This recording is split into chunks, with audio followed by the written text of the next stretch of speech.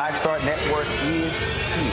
Oh, no punches! I'm real revolutionary right now. Thank you for being the voice of Black America. All momentum we have now, we have to keep this going. The video looks phenomenal. See, there's a difference between Black Star Network and Black-owned media and something like CNN. You can't be Black-owned media and be scared. It's time to be smart. Bring your eyeballs home. You dig?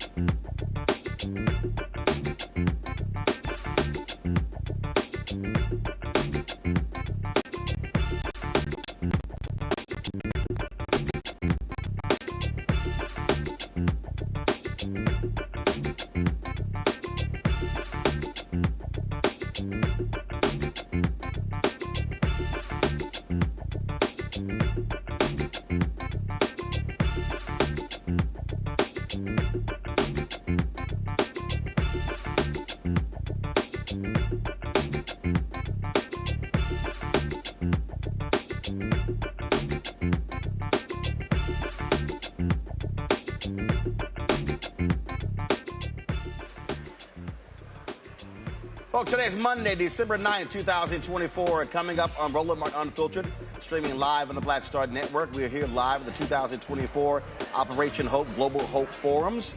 And, of course, we'll be taking a live feed of the beginning of the conference. It started today, and so we will go live there in just a moment. Also, a big decision out of New York. A jury found a white former Marine not guilty of killing a black man on a subway. We'll be joined by the family's attorney to discuss what took place today in New York. Jay-Z gets hit with a sexual assault lawsuit.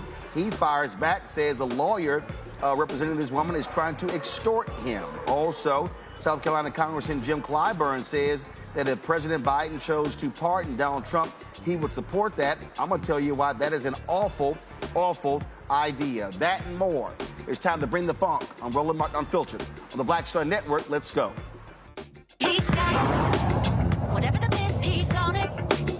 Whatever it is, he's got the scoop, the fact, the find. And when it breaks, he's right on time and it's rolling.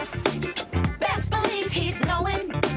Putting it down from sports to news to politics. With entertainment just for kicks, he's rolling. It's on go, roll, y'all. It's Roland Martin, yeah. Rolling with Roland now. He's funk, he's fresh, he's real, the best, you know he's Roland Martin now.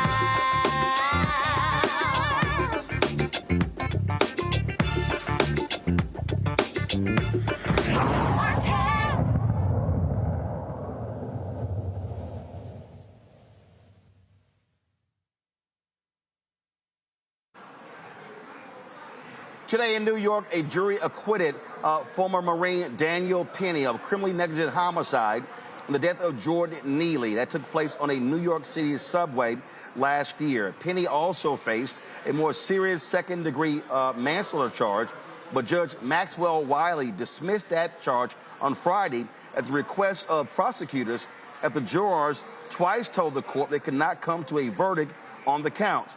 After the not guilty verdict was read, there was applause in the courtroom. Neely's father, who was present for the verdict, was escorted out of the courtroom after an audible outburst of expletives.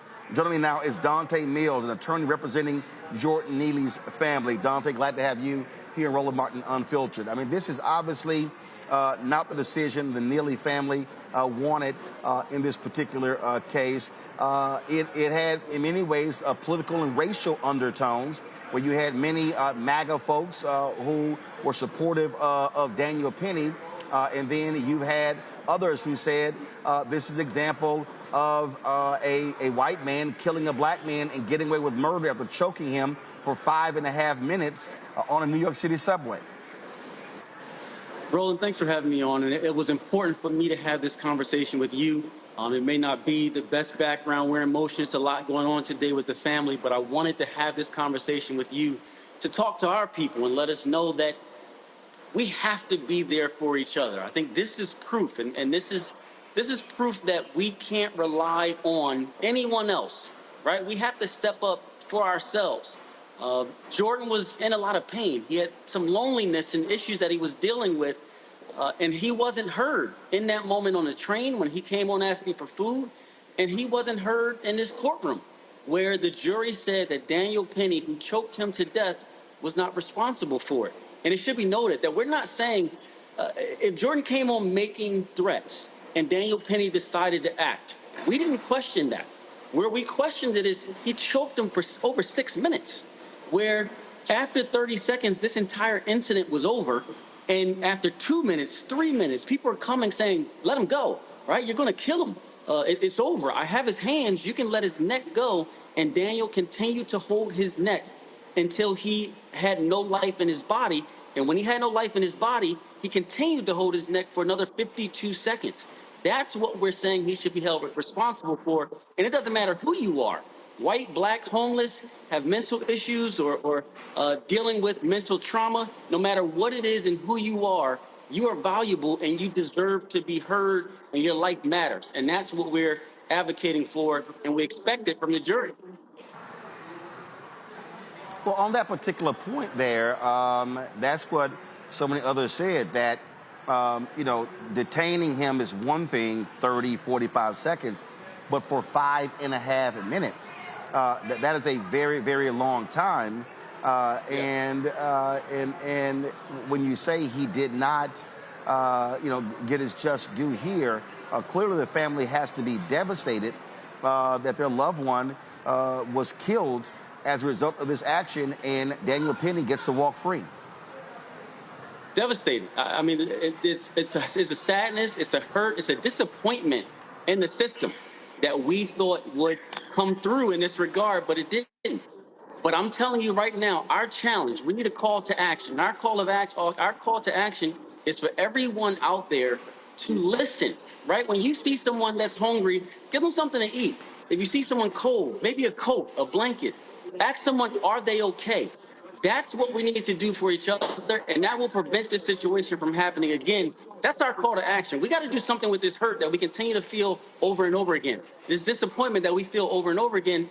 My call to action to everyone is to stand up and be there for each other and make life a little bit easier. We all have problems, right? But just because you may be homeless or you may have a mental health issue or a crisis that you go through does not mean you don't have value.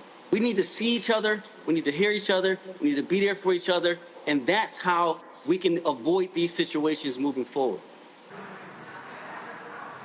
One of these right-wing radio hosts, Buck Sexton, put out what I consider to be a shameful, despicable tweet. He said, Daniel Penny not guilty, fantastic news, a just verdict, and a possible turning point for criminal justice in New York City. He says, but vigilance needed in the days ahead as the street mobs are unhappy. Stay frosty, New Yorkers. These are people who literally have no problem with street justice. And they applauded this. They said, oh, this is the right decision, things along those lines. You have individuals like this who they got no problem with seeing someone being attacked because they say, well, this person was threatening people, causing a disturbance. And so this sort of reminds me of Bernard Goetz, if you will, this vigilante action. Well, what it does is it shows there's this sense of I'm more important than you. How dare you come into my space and make me uncomfortable? How dare you come into my space and raise your voice or cause a scene? That allows me to do whatever I want because I'm more important than you. And I reject that. I don't care about that notion. I don't think it's correct. I think we are all the same. And that's what has to be shown. And I was hoping would be shown with this verdict that Daniel Penny, Jordan Neely are the same because they are. But you get that sense that people think they are better. So how dare someone interrupt their life, even to come in starting out saying, I'm hungry. That's the first thing Jordan said when he got on that train. And never once did Daniel Penny offer him anything. He came from behind him when Jordan didn't touch anybody, put him in his chokehold, and choked him until he had no life in his body. And now he gets to walk away from that in a criminal sense. But we will hold him responsible in a civil sense. I'm telling you we will, because we can't let that happen.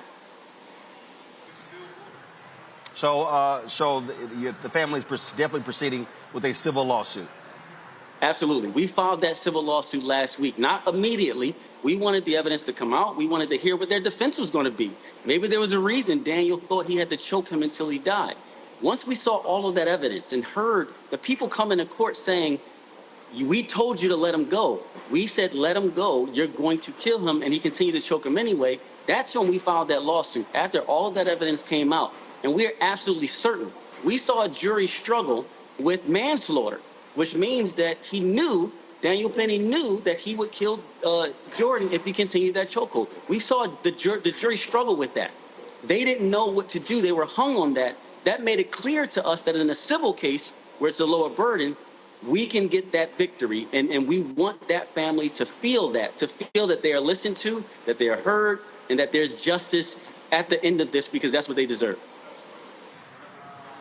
All right, Dante Mills, we surely appreciate you joining us here on Roland Martin Unfiltered. Thanks a lot. Thank you.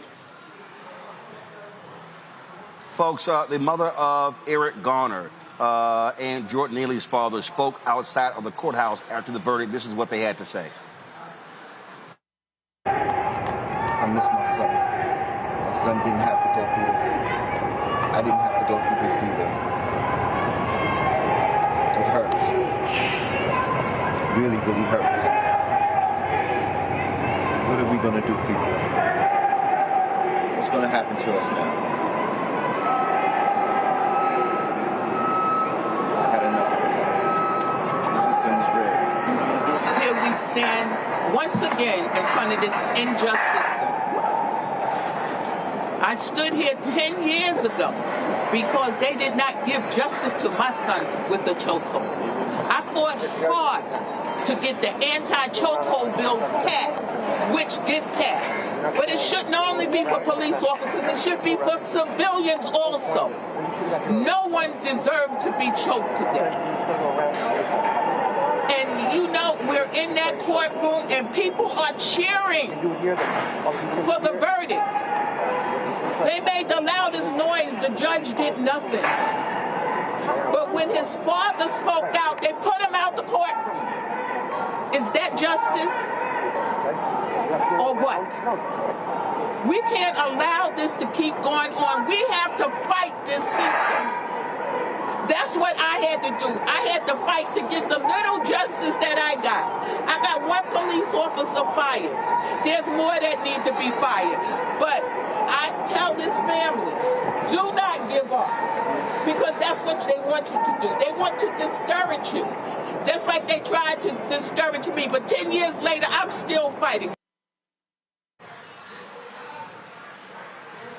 The Manhattan DA's office released this statement. They said, as with every case, we followed the facts and the evidence from beginning to end. A grand jury voted to indict, and the office carefully presented this case to a trial jury. Over the course of the trial, we introduced medical records, videos, body cam footage, and testimony from over 30 witnesses, including from the city's office of the chief medical examiner. The jury carefully deliberated for 4 days. They requested readbacks of testimony and asked for video footage to rewatch, as well as written definitions of the law. Their lengthy deliberation and the totality of the facts and the evidence underscored why this case was put in front of a jury of Mr. Penny's peers. The jury has now spoken. At the Manhattan DA's office, we deeply respect the jury process, and we respect their verdict. Unfortunately, over the duration of this trial, talented career prosecutors and their family members were besieged with hate and threats on social media, by phone, and over email.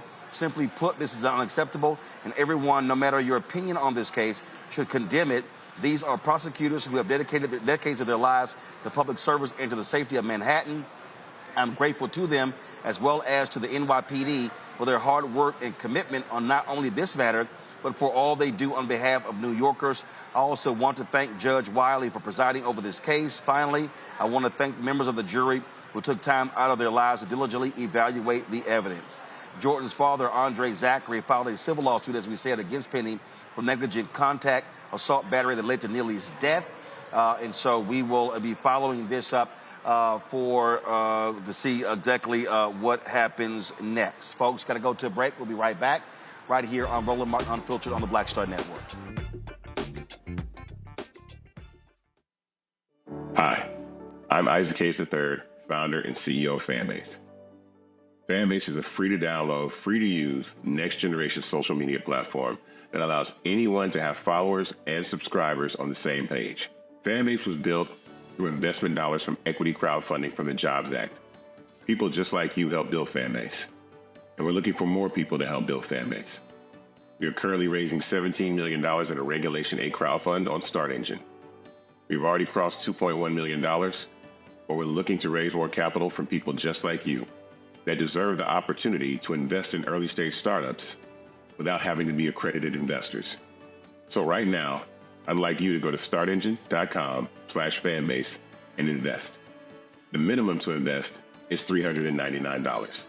That gets you 60 shares of stock in Fanbase right now, today. And then use Fanbase to connect with friends, grow your audience, and be you without limits.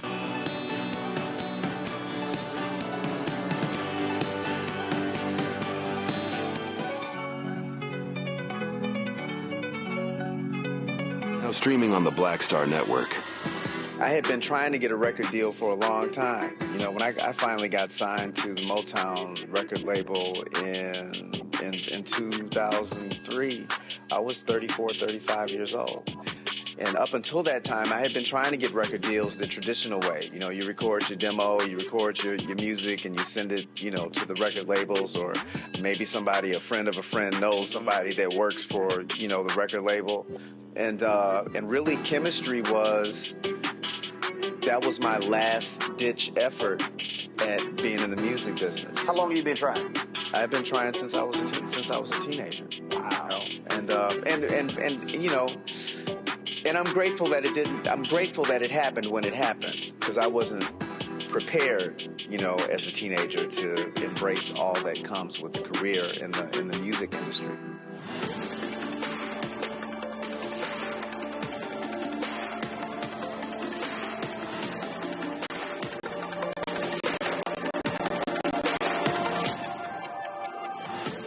Now that Roland Martin is willing to give me the blueprint, hey, Cyrus, I need to go to Tyler Perry and get another blueprint, because I need some green money. The only way I can do what I'm doing, I need to make some money. So you'll see me working with Roland. Matter of fact, it's the Roland Martin and Cheryl Underwood show. Well, should it be the Cheryl Underwood show and the Roland Martin show? Well, whatever show it's going to be, it's going to be good.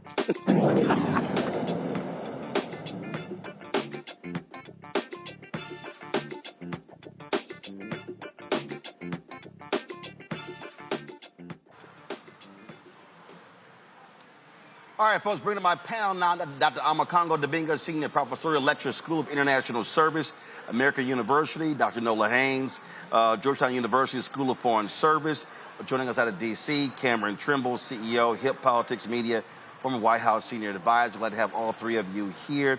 Amakongo, when you look at this particular trial here, as I said to the attorney, you had political sides here. You had, frankly, white MAGA folks who were backing Daniel Penny. You saw even Phil Mickelson, the golfer, post a comment thanking Daniel Penny for his actions. This is a man who choked this homeless black man for 5.5 minutes, and these people are considering him to be some type of happy warrior who defended people when it didn't have to last that long. And what I will say to that, really, Roland, is welcome back to the Trump era, right? Where we just see depravity and ignorance and no shame or regard for a human life that doesn't look like them. I'm very interested to see what this man is going to do now that he's set free. I know the civil charges are coming, but I mean, he's going to Fox commentator, you know, other types of jobs and the like. The fact that to hear Eric Garner's mother talking about the fact that, and the attorney mentioned it as well, the bursting, the applause. I mean, I think any one of us in this room right now, even if we had somebody in our family who was on trial for something like this, we would have enough dignity to know that on the other side is a life lost of another family member, and not to burst out into cheers and applause and to celebrate it like that. The aspect of like basic human dignity and kindness is gone. And this is being celebrated in places. I mean, I'm seeing everybody talk about that United Healthcare person who was shot and how, oh my gosh, I can't believe people are celebrating this. We are used to that in our community.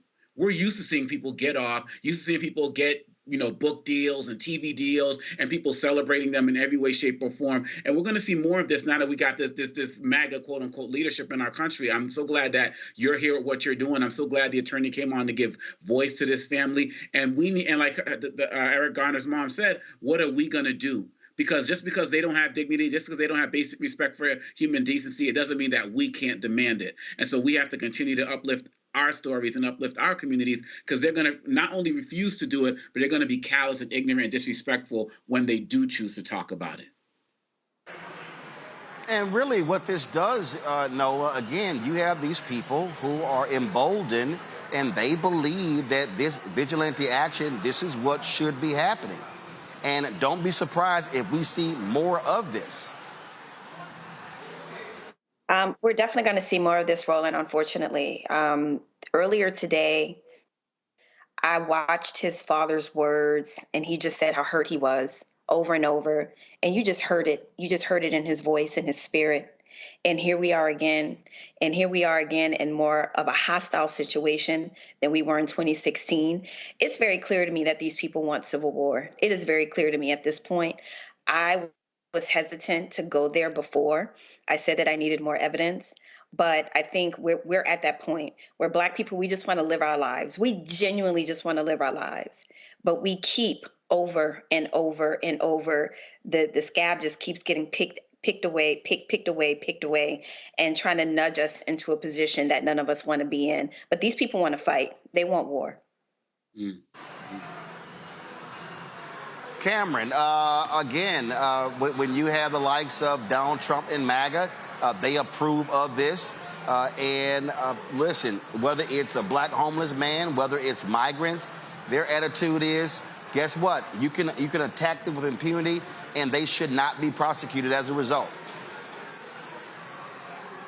Roland, this has been one of the saddest cases, and just another, what I hope is not to come in a Trump presidency, that things like this can kind of go on under the radar. I'm glad we're putting a huge light on this, but the online vitriol around this and the polarization around this incident is actually kind of sickening.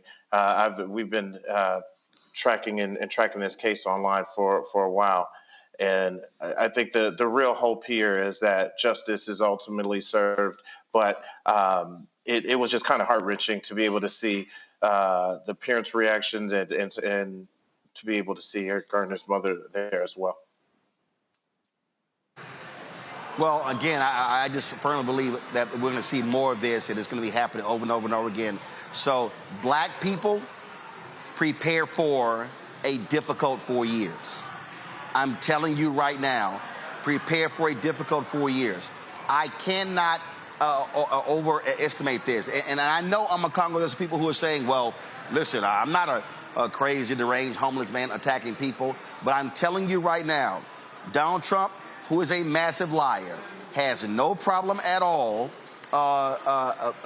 approving of these things. And I'm telling you, these people, his supporters, they have no problem with these type of attacks.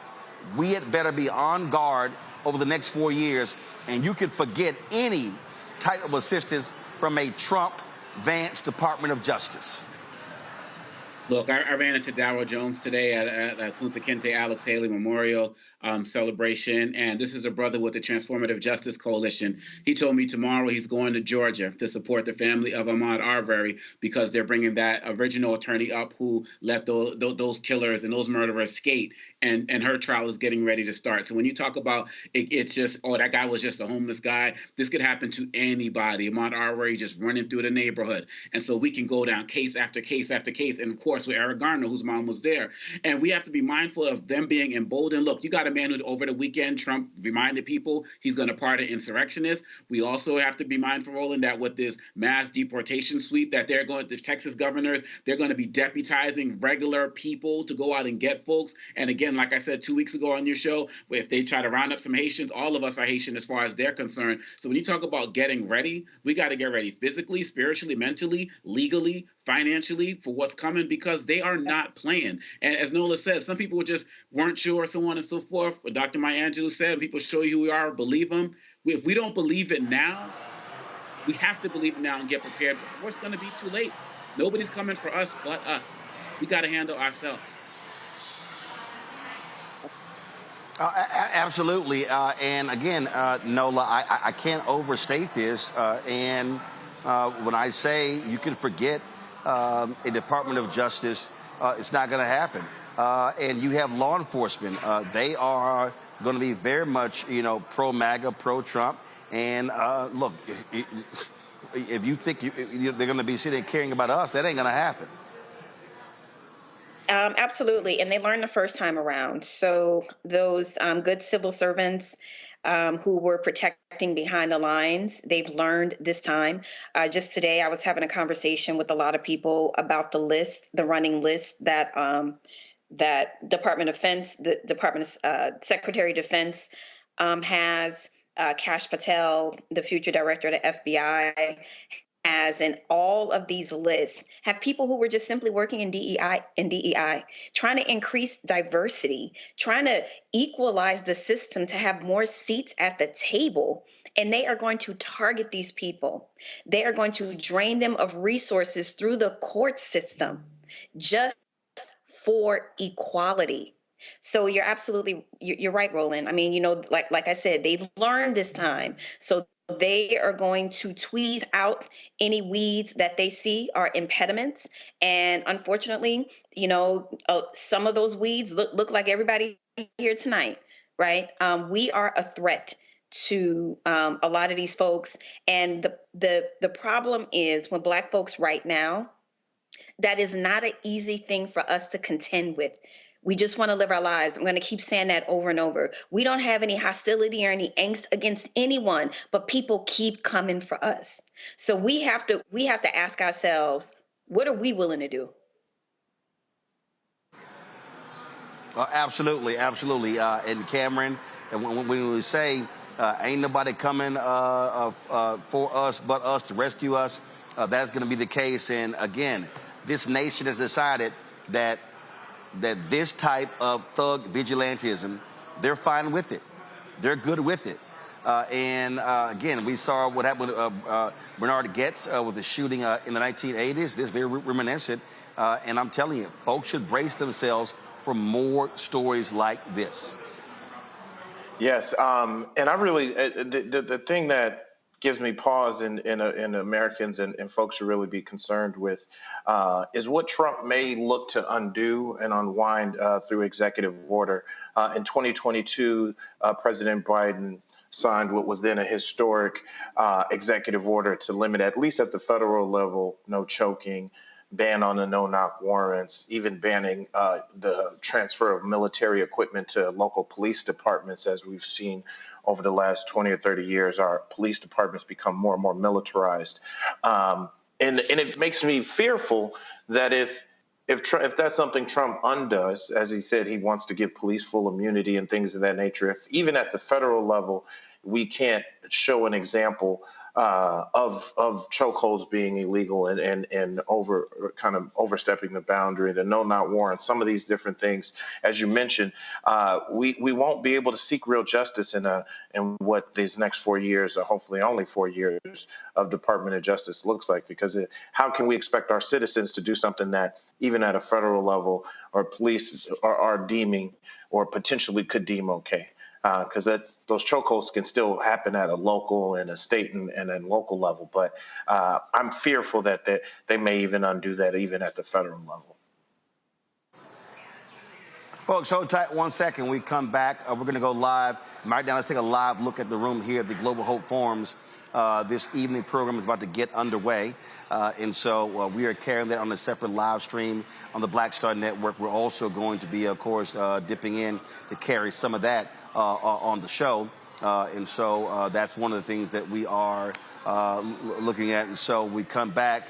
What we're also going to be doing, talking about police capturing the man who they believe shot and killed a healthcare executive in New York City. Also, we'll be talking about Congressman Jim Clyburn saying that he would support President Biden if he decided to pardon Donald Trump. I'm going to tell you why that's an absolutely awful idea.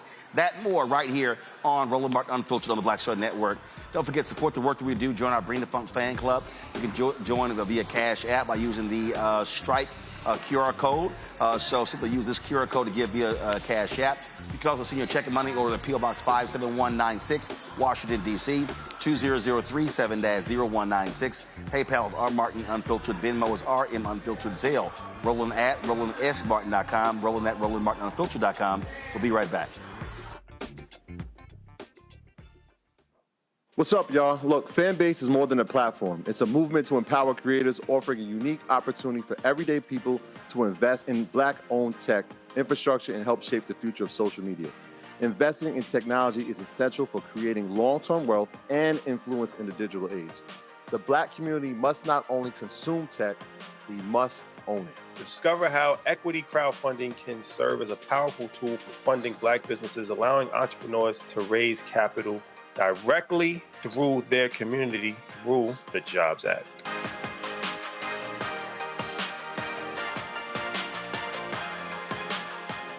Now streaming on the Black Star Network. I had been trying to get a record deal for a long time. You know, when I finally got signed to the Motown record label in 2003, I was 35 years old. And up until that time, I had been trying to get record deals the traditional way. You know, you record your demo, you record your music, and you send it, you know, to the record labels, or maybe somebody, a friend of a friend, knows somebody that works for, you know, the record label. And really, chemistry was my last-ditch effort at being in the music business. How long have you been trying? I've been trying since I was a teenager. Wow. You know? And you know. And I'm grateful that it didn't. I'm grateful that it happened when it happened, because I wasn't prepared, you know, as a teenager to embrace all that comes with a career in the music industry.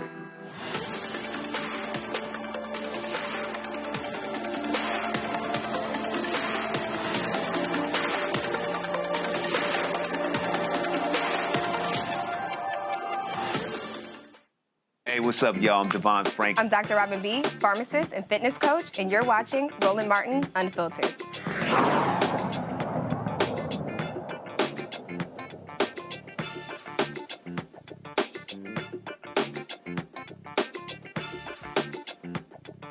Is here. Let me hear you. Thank you, Shauna, Embley, everybody, Andre. Thank you all for your support. And I know I probably don't even need to say this, but I'm going to say it anyway. Is Purple Rain here? With Truist? That's right. That's what I'm talking about. Truist is in the house. Absolutely. And I know we have First Horizon in the house.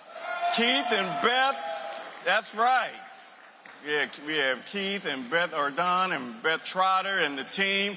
Been with us from day one, 30 locations around the U.S. Very happy to have them here. And I know the stagecoach is here as Wells Fargo in the house. That's right. I see the stagecoach over there. See you, Greg. See you, team. See you, Michael. That's right. See you, Darlene. That's right.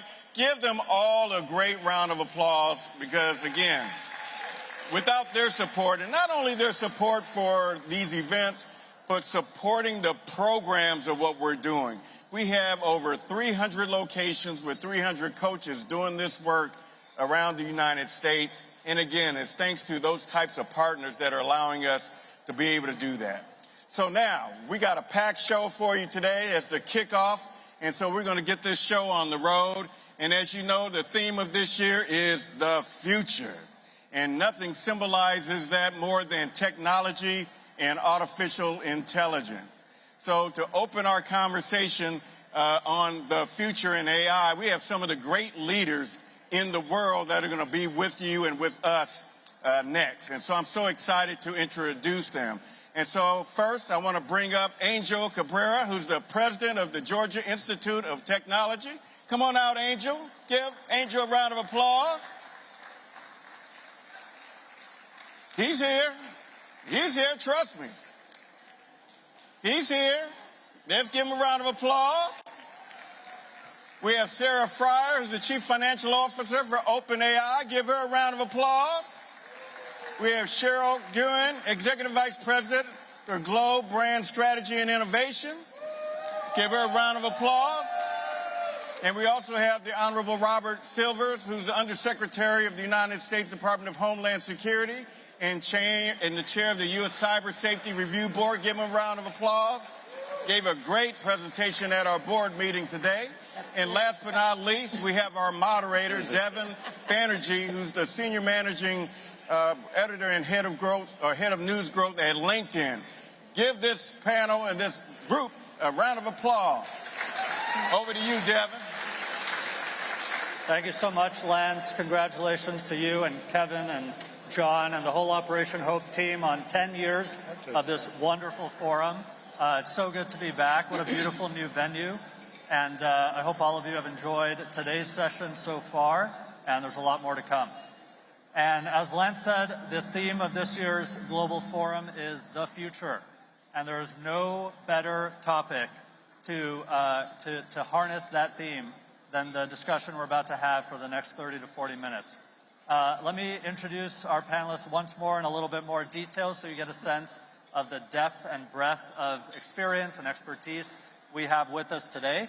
To my far right is Angel Cabrera, president of Georgia Tech. A lot of supporters. President Cabrera has the home court advantage here, and he became president of this legendary institution 3 months before the global pandemic kicked off and guided that institution through the pandemic to emerge stronger than.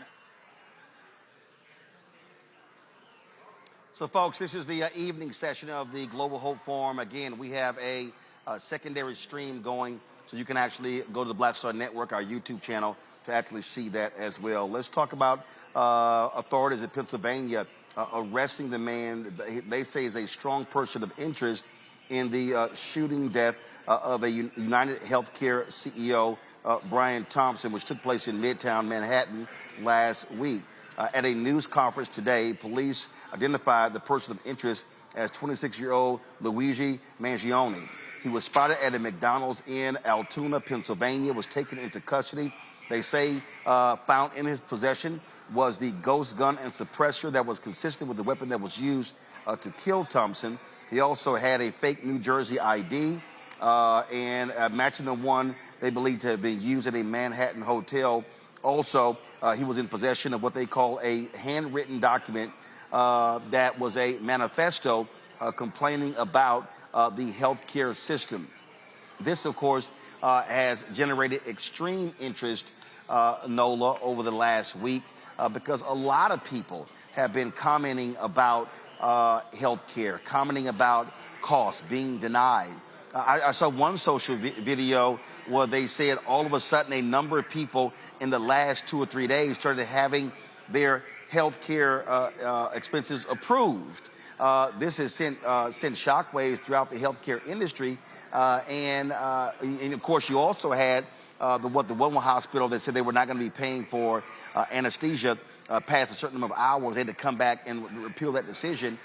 This has really caused a lot of conversation about health care, cost, being denied benefits, and a lot of these healthcare companies are being put on notice, and these executives are scared, calling security firms left and right as a result of this murder. Absolutely. We're going to start seeing more CEOs, more folks with their personal security. It's going to start looking like countries that do not resemble the United States, but that here we are. But this goes back also to the first story of the evening, the Penny case. Vigilantism, like this is a thing.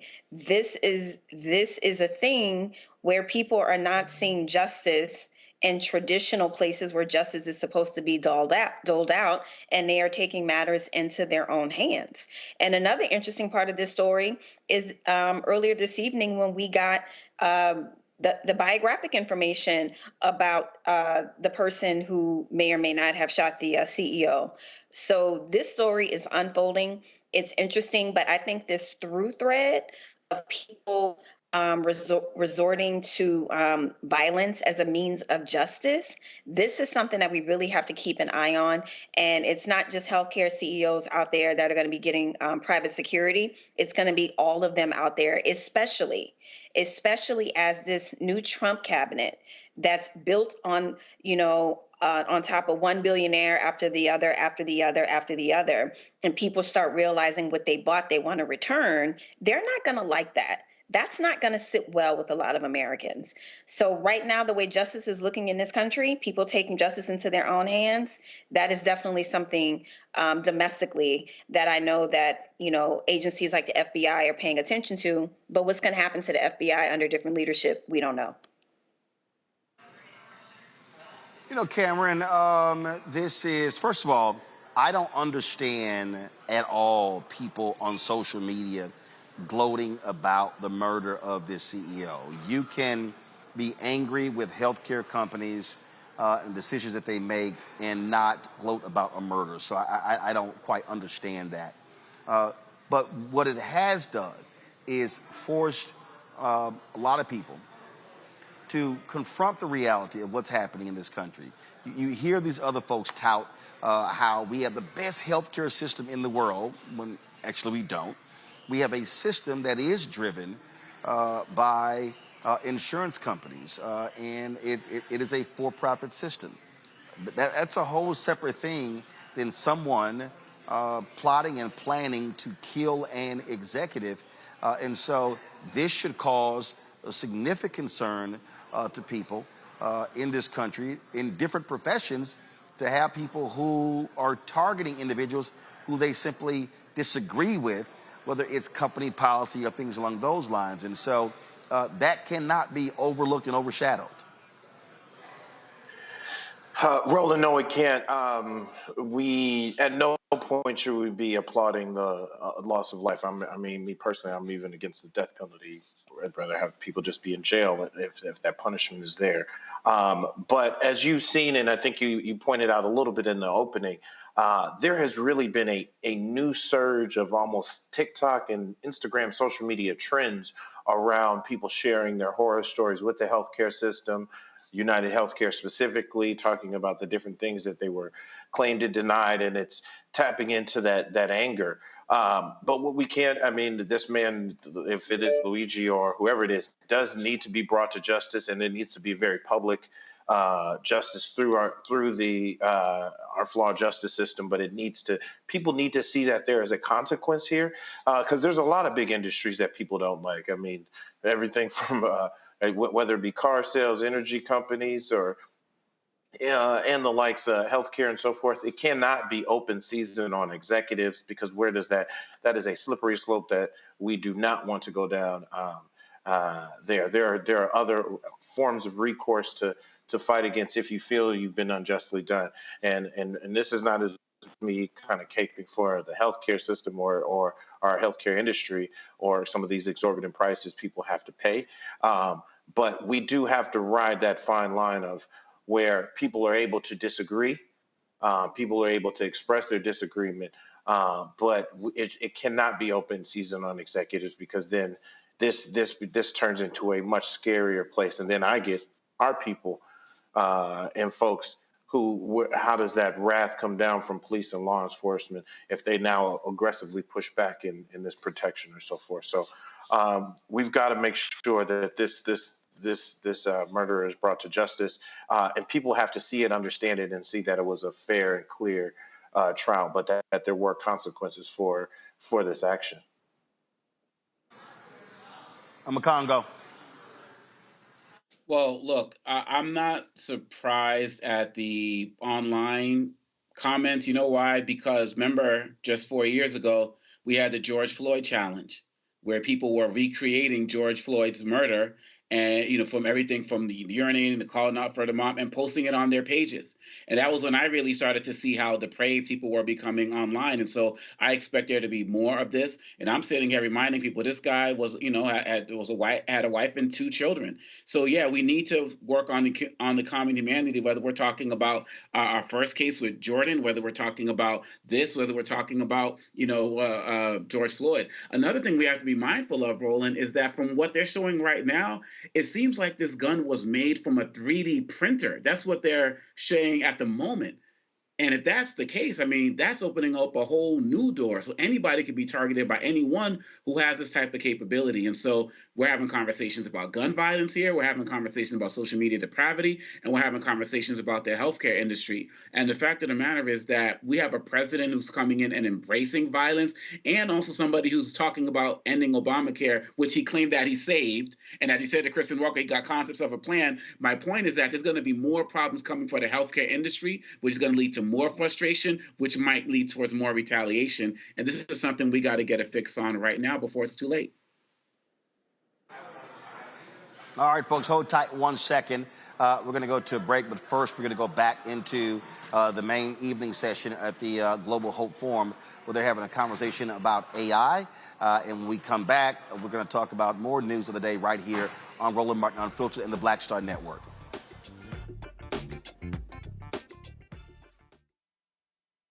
Hi, I'm Isaac Hayes III, founder and CEO of Fanbase. Fanbase is a free-to-download, free-to-use, next-generation social media platform that allows anyone to have followers and subscribers on the same page. Fanbase was built through investment dollars from equity crowdfunding from the Jobs Act. People just like you helped build Fanbase, and we're looking for more people to help build Fanbase. We are currently raising $17 million in a Regulation A crowdfund on StartEngine.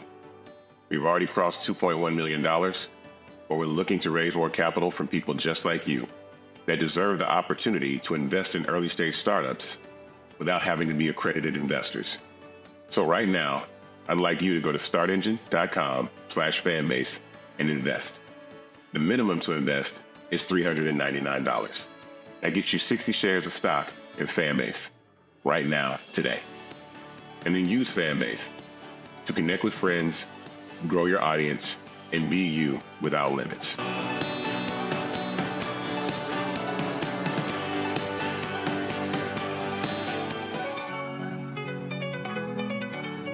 Now streaming on the Black Star Network.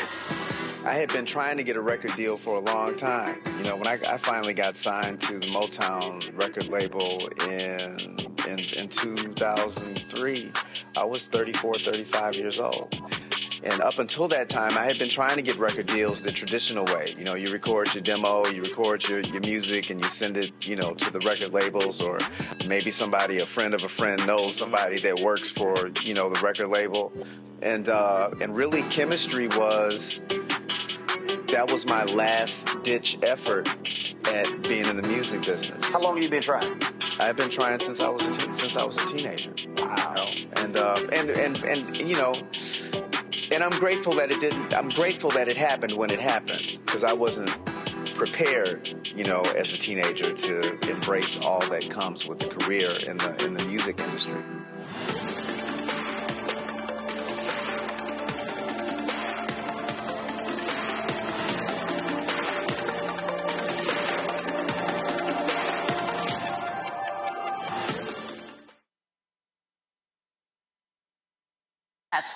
only 25% of small businesses actually have access to a mentor. So the ability to then democratize information, bring together, tools, information, whether you're trying to start a business, ideate around a business, grow your business, learn how to digitize your business, market your business. It's all there. Cybersecurity information and how to make sure that you're building your online business safely, is in this tool. And so we've created an easy access at your fingertips. And I think the more we could get information into small businesses' hands, get those task-based out, get the quick information so that they can focus on the strategies and the bigger things that they need to do around their businesses, will see growth. And so this is just one way that I would suggest, and you could try this beta that's going on starting tomorrow. It's very exciting. Undersecretary Silver, as I mentioned, your remit and all the things you're focused on, they all seem extremely important. So, I don't know how you and the department prioritize those. Where does AI safety fit in, and how has that changed over the past 12, 18, 24 months? It fits in right at the top because, one, it's very important in its own right, and two, the other things we talked about, counterterrorism and the border, there's established architectures that we've developed over years or decades. AI safety and security is a newer field, and it's been really important for us to focus in, not just as a department of the government, but together with industry stakeholders and civil society groups that have an interest in this. But people always expect that I'm going to come out very doom and gloom about all the risks, and there are risks, and they're real, and they have to be addressed head on. But listen, this technology is going to cure cancer. It's going to level up people's economic opportunities. Today, I'm going to give you an example of how we're using it as a customer. There is an epidemic of fentanyl in this country. It is killing tens and tens of thousands of Americans every year, white and black, rural and urban, rich and poor. And it is really easy to conceal. A few grains of it, like a salt shaker's worth, can kill a person. We have started using at the border AI tools. And here's a story that happened recently. A car rolled up at the Tijuana to San Diego border crossing to try to get from Mexico into the U.S. We had an AI tool up in action. It recognized the car. It recognized an anomaly in some of that car's prior activity that we had observed. And it told in 1.4 seconds, it returned an indicator to our border agent, send that for further look. He sent it to secondary inspection, 50 kilos. Okay? So this is that is one micro example. And we are using it, it is going to make the American people safer in that way and 100 others just in the next couple of years. So it is a huge priority for us. And we've established to make sure that it's deployed safely and securely, because you don't want to have accidents, particularly as AI technology is used in operations for the power grid or air traffic control. You want to make sure that that's done in a safe and secure way. What we've done is we've convened leading stakeholders together with our department to find the right approaches to do that. And in addition to the government representatives, some of our members of that advisory board included Sam Altman, the CEO of OpenAI, people like Satya Nadella and Sundar Pichai. But then critically, we also had civil rights leaders, we had mayors and governors, and we had the corporate end users of AI technology, so that everybody was around the same table saying, what do we all need to do? Because we all have roles and responsibilities here to make sure that we can harness all these incredible benefits and reduce risk. And I think we're doing the right steps when it comes to that. It seems like this... All right, folks, we are here again we're in Atlanta at the 10th annual Hope Global Forums. And so we have a separate live stream of that conversation, this open session discussing, of course, AI. And so let's continue our show here, folks. There was a lawsuit that was filed against P. Diddy. Now Jay-Z has been added to that by Houston attorney Tony Busby, alleging a sexual assault with a 13-year-old in the year 2000. Now Jay-Z of course, is firing back at that attorney, saying that he is trying to be extorted. He released a statement that was, straightforward and hardcore. He said, my lawyer received a blackmail attempt, called a demand letter from a lawyer named Tony Busby. What he had calculated was the nature of these allegations and the public scrutiny would make me want to settle. No, sir, it had the opposite effect. It made me want to expose you for the fraud you are in a very public fashion. So no, I will not give you one red penny. These allegations are so heinous in nature that I implore you to file a criminal complaint, not a civil one. Whomever would commit such a crime against the minor should be locked away. Would you not agree? These alleged victims would deserve real justice if that were the case. This lawyer, who I have done a bit of research on, seems to have a pattern of these type of theatrics. I have no idea how you have come to be such a deplorable human, Mr. Busby, but I promise you I have seen your kind many times over. I'm more than prepared to deal with your type. You claim to be a Marine. Marines are known for their valor. You have neither honor nor dignity. My only heartbreak is for my family. My wife and I will have to sit our children down, one of whom is at the age where her friends will surely see the press and ask questions about the nature of these claims and explain the cruelty and greed of people. I mourn yet another loss of innocence. Children should not have to endure such at their young age. It is unfair to have to try to understand inexplicable degrees of malice meant to destroy families and human spirit. My heart and support goes out to true victims in the world who have to watch how their life story is dressed in costume for profitability by this ambulance chaser in a cheap suit. You have made a terrible error in judgment thinking that all celebrities are the same. I'm not from your world. I'm a young man who made it out of the project of Brooklyn. We don't play these type of games. We have very strict codes and honor. We protect children. You seem to exploit people for personal gain. Only your network of conspiracy theorists, fake physics will believe the idiotic claims you have levied against me that, if not for the seriousness surrounding harm to kids, will be laughable. I look forward to showing you just how different I am. That right there, quite a strong statement, Cameron, from Jay-Z. Again, the initial lawsuit was filed against Diddy. Jay-Z was added to it. He filed a claim against Busby, and now has gone public. Your thoughts? I will say this. Jay-Z is very clear on where he stands, he and his team. Usually when you see these types of letters or denial letters, they're a little more muted. Jay-Z, that might have been one of the strongest, most forceful statements in response to a lawsuit there. We are going to get the facts.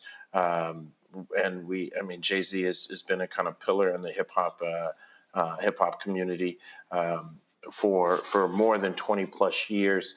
Nothing like this has ever been attached to his name before, but it does seem that with this trial of Diddy, there's all this different speculation on who may have known what.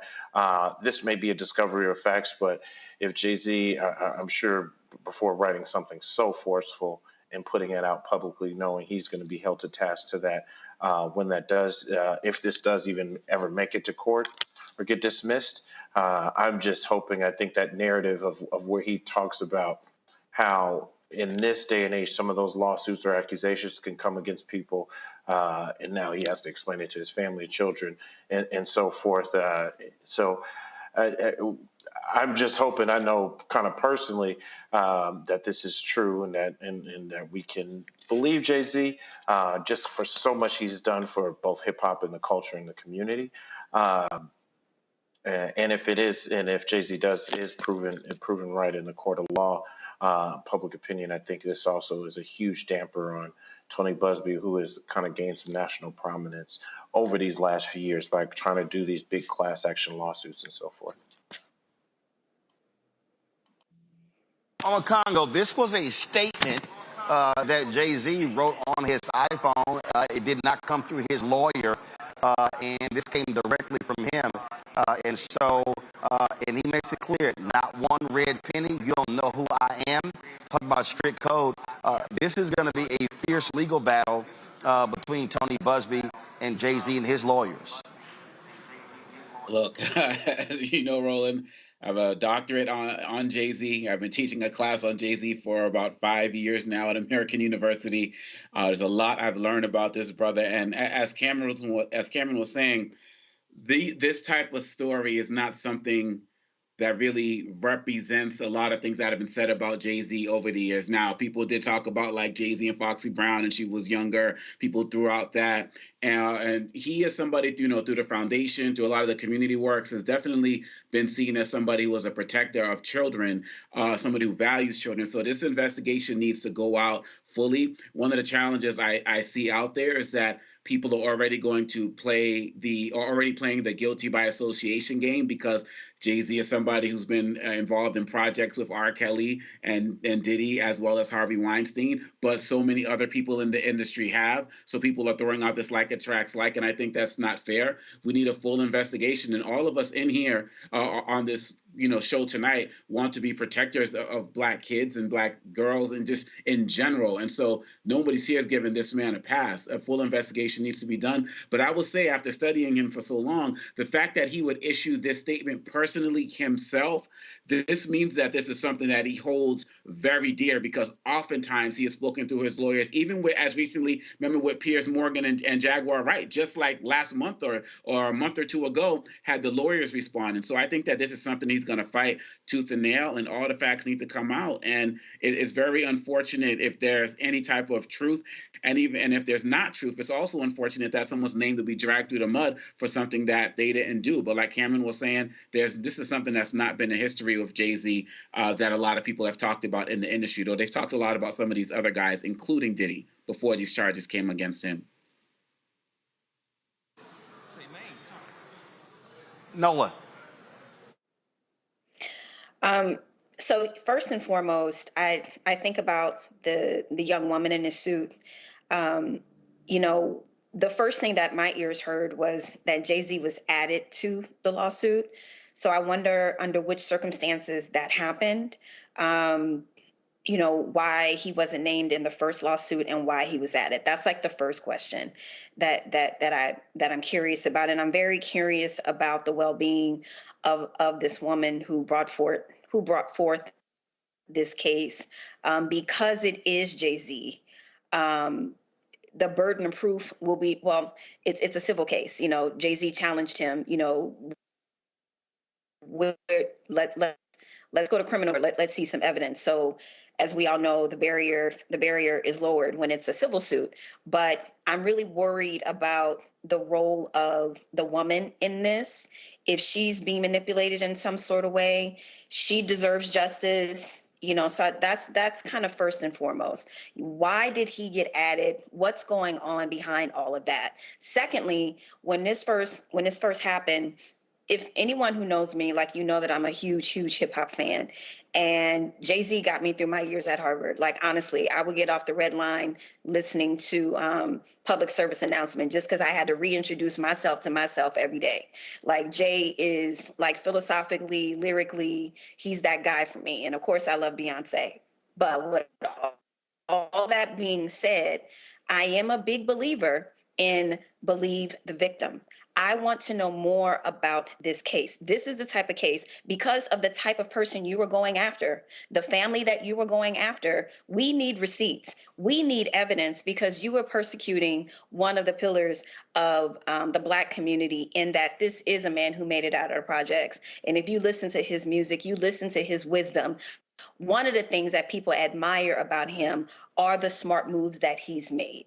Diddy's always been the party guy. That doesn't necessarily mean that he's guilty of everything he's been charged with. He's always had that image. Sean Carter, a little bit different. It's always been about wisdom and making smart moves, and his family, right? Well, not always about this family. There were the bad guy days. But anyway, my point being, this is a different type of person that Busby is coming after. And then my third point is, I talked to a lot of lawyer friends last night about this, and the first thing that they all collectively said is that Busby himself has an iffy record, that this is part of his tactic. So it's not only Jay-Z's reputation on the line, it's Busby's reputation on the line to pick this fight. I really, really hope he has the receipts to prove his allegations, because this one, the community, we're already hurting. We're already going through a lot. And now you want to come with this, especially if there aren't any real receipts to prove this allegation? I wish him well. Yeah, it's going to be something that's going to be very interesting to see you all. Roland's going to be back shortly, but this is something, if we don't pay attention to it and cover it the way that only we can at the Black Star Network, we know that people are just going to run away with it. So we're definitely going to be keeping an eye on this.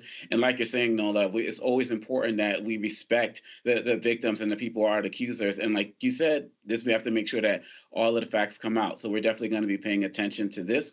We'll be right back with more Roland Martin Unfiltered right here on the Black Star Network. What's up, y'all? Look, Fanbase is more than a platform. It's a movement to empower creators, offering a unique opportunity for everyday people to invest in Black-owned tech, infrastructure, and help shape the future of social media. Investing in technology is essential for creating long-term wealth and influence in the digital age. The Black community must not only consume tech, we must own it. Discover how equity crowdfunding can serve as a powerful tool for funding Black businesses, allowing entrepreneurs to raise capital directly through their community through the Jobs Act.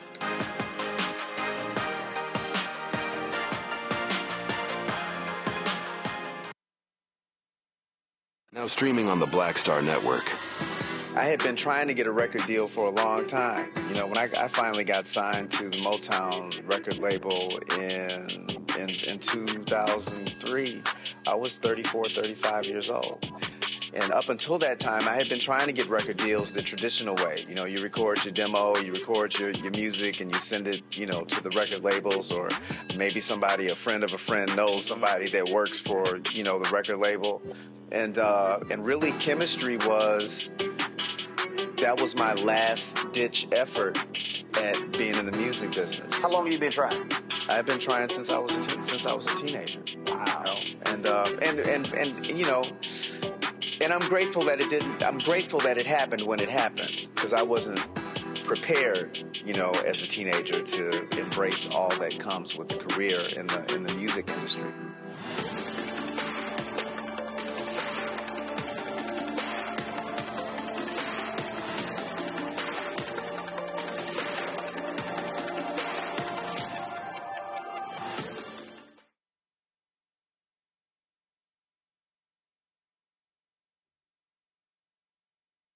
When you talk about blackness and what happens in Black culture, covering these things that matter to us, speaking to our issues and concerns. This is a genuine people-powered movement. There's a lot of stuff that we're not getting. You get it, and you spread the word. We wish to plead our own cause. Too long have others spoken for us. We cannot tell our own story if we can't pay for it. This is about covering us. Invest in Black-owned media. Your dollars matter. We don't have to keep asking them to cover our stuff. So please support us in what we do, folks. We want to hit 2,000 people, $50 this month, raise $100,000. We're behind 100,000, so we want to hit that. Y'all money makes this possible. Checks and money orders go to P.O. Box 57196, Washington, D.C. 20037-0196. PayPal is R Martin Unfiltered. Venmo is RM Unfiltered. Zelle is Roland at RolandSMartin.com.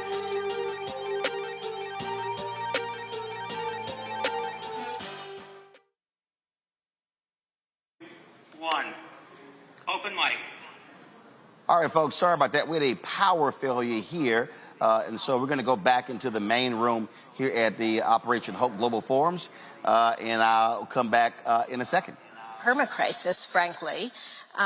You know, from one thing to the next, COVID, war, shifts in technologies happening.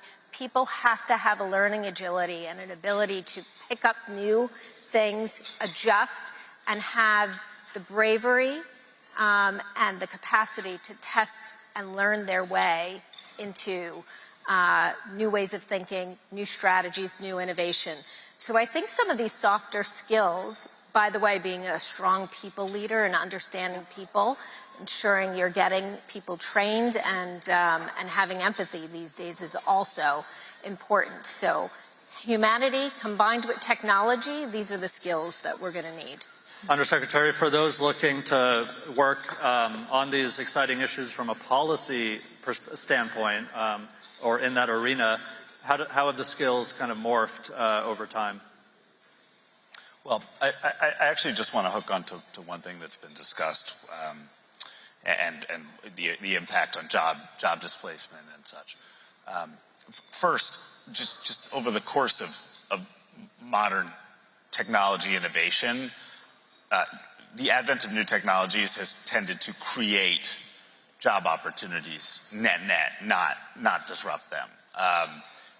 The advent of the car certainly crushed the horse and buggy industry, and the advent of the PC certainly had a lot of impact on the typewriter industry. And you need to think about how to take care of the people that are impacted by that. But there's no question that everybody has benefited significantly at a net level. And I think something that's really interesting about AI that is actually different from a lot of tech innovation is the negative impacts of prior technology revolutions have tended to fall hardest on those with the least privilege and advantage. Automation in factories and things like that put people on the factory floor and line out of the job first. If you think about the categories that people most are concerned about of jobs from AI, I mean, it's really like a white-collar set of activities that first comes to mind. You know, copywriters, lawyers, accountants, things like that. And I'm actually convinced that this could be a technology revolution. Like, if John Hope Bryant has created anything, it is an organization that is meant to create economic opportunity for everyone. And this may be a technology revolution that levels up opportunity for people that haven't had it. I mean, if you think about a kid who grew up black in Atlanta or white in Appalachia, with brothers and sisters and parents that didn't go to college, but they have something, they may not know how to write a resume. But with generative AI, they can put together a beautiful resume that looks like they've worked at Goldman Sachs in its format. And that is something that is going to be a godsend for a lot of people. And so there is going to be job displacement. And I don't want to minimize the human impact of that where it happens. But I think, like, these things tend to end up well for society. And I think that's going to be the case for this, too. So Sarah, on this point of economic opportunity, financial freedom, these opportunities we have with technological revolution. All right, folks, again, we're here in Atlanta at the Operation Hope Global Forum, so we have a separate feed going of that, and so we're back live. So when we lost our power, I was talking to our panel about this lawsuit against Jay-Z and Diddy. And, Nola, you were making a point, and you're absolutely right. The laws were changed in New York State and California. There was a window to allow people to be able to file these civil lawsuits when these actions have been alleged.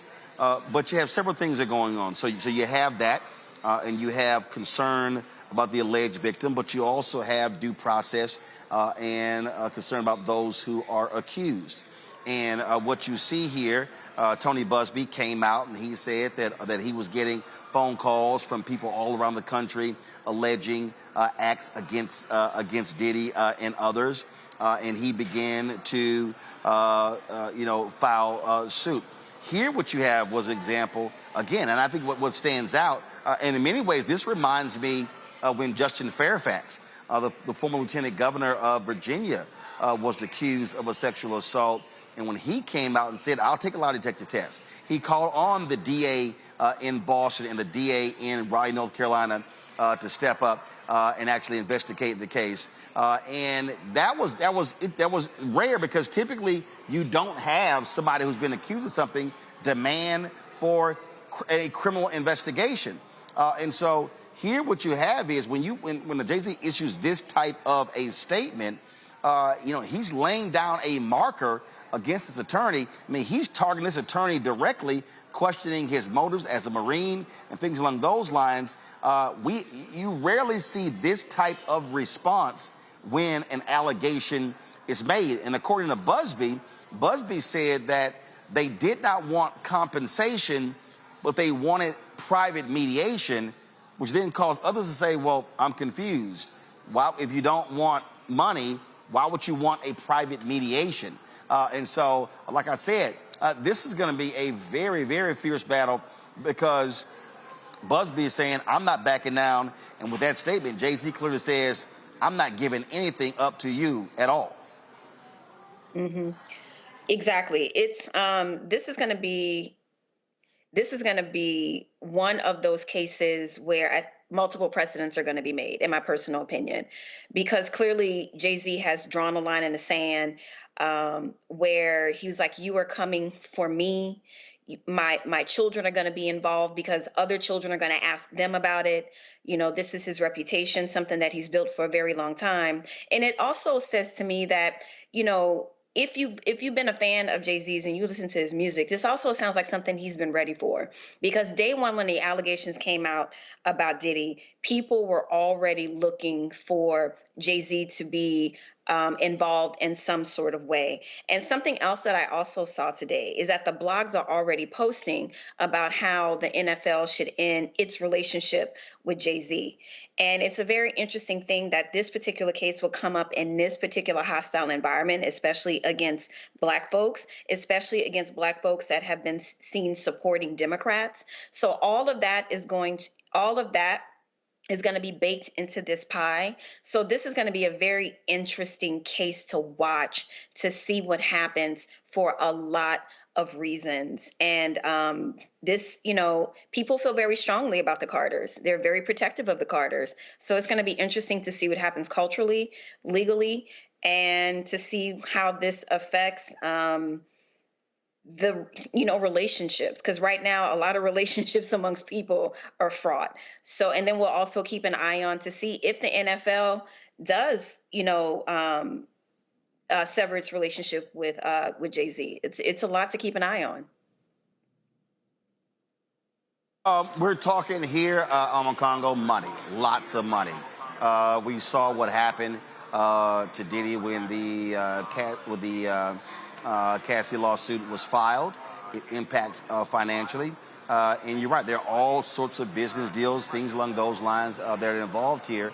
As I said, typically when you have a celebrity who is accused, you sort of have a different, again, you typically don't want it to be in the headlines. Here was Jay-Z going public. A lawsuit was filed. And remember, Busby said, very prominent entertainer, Jay-Z was not named. Later, he was named, and that the naming of Jay-Z apparently came after Jay-Z's attorneys filed a suit against Busby. And so this is going to be a very contentious public legal battle.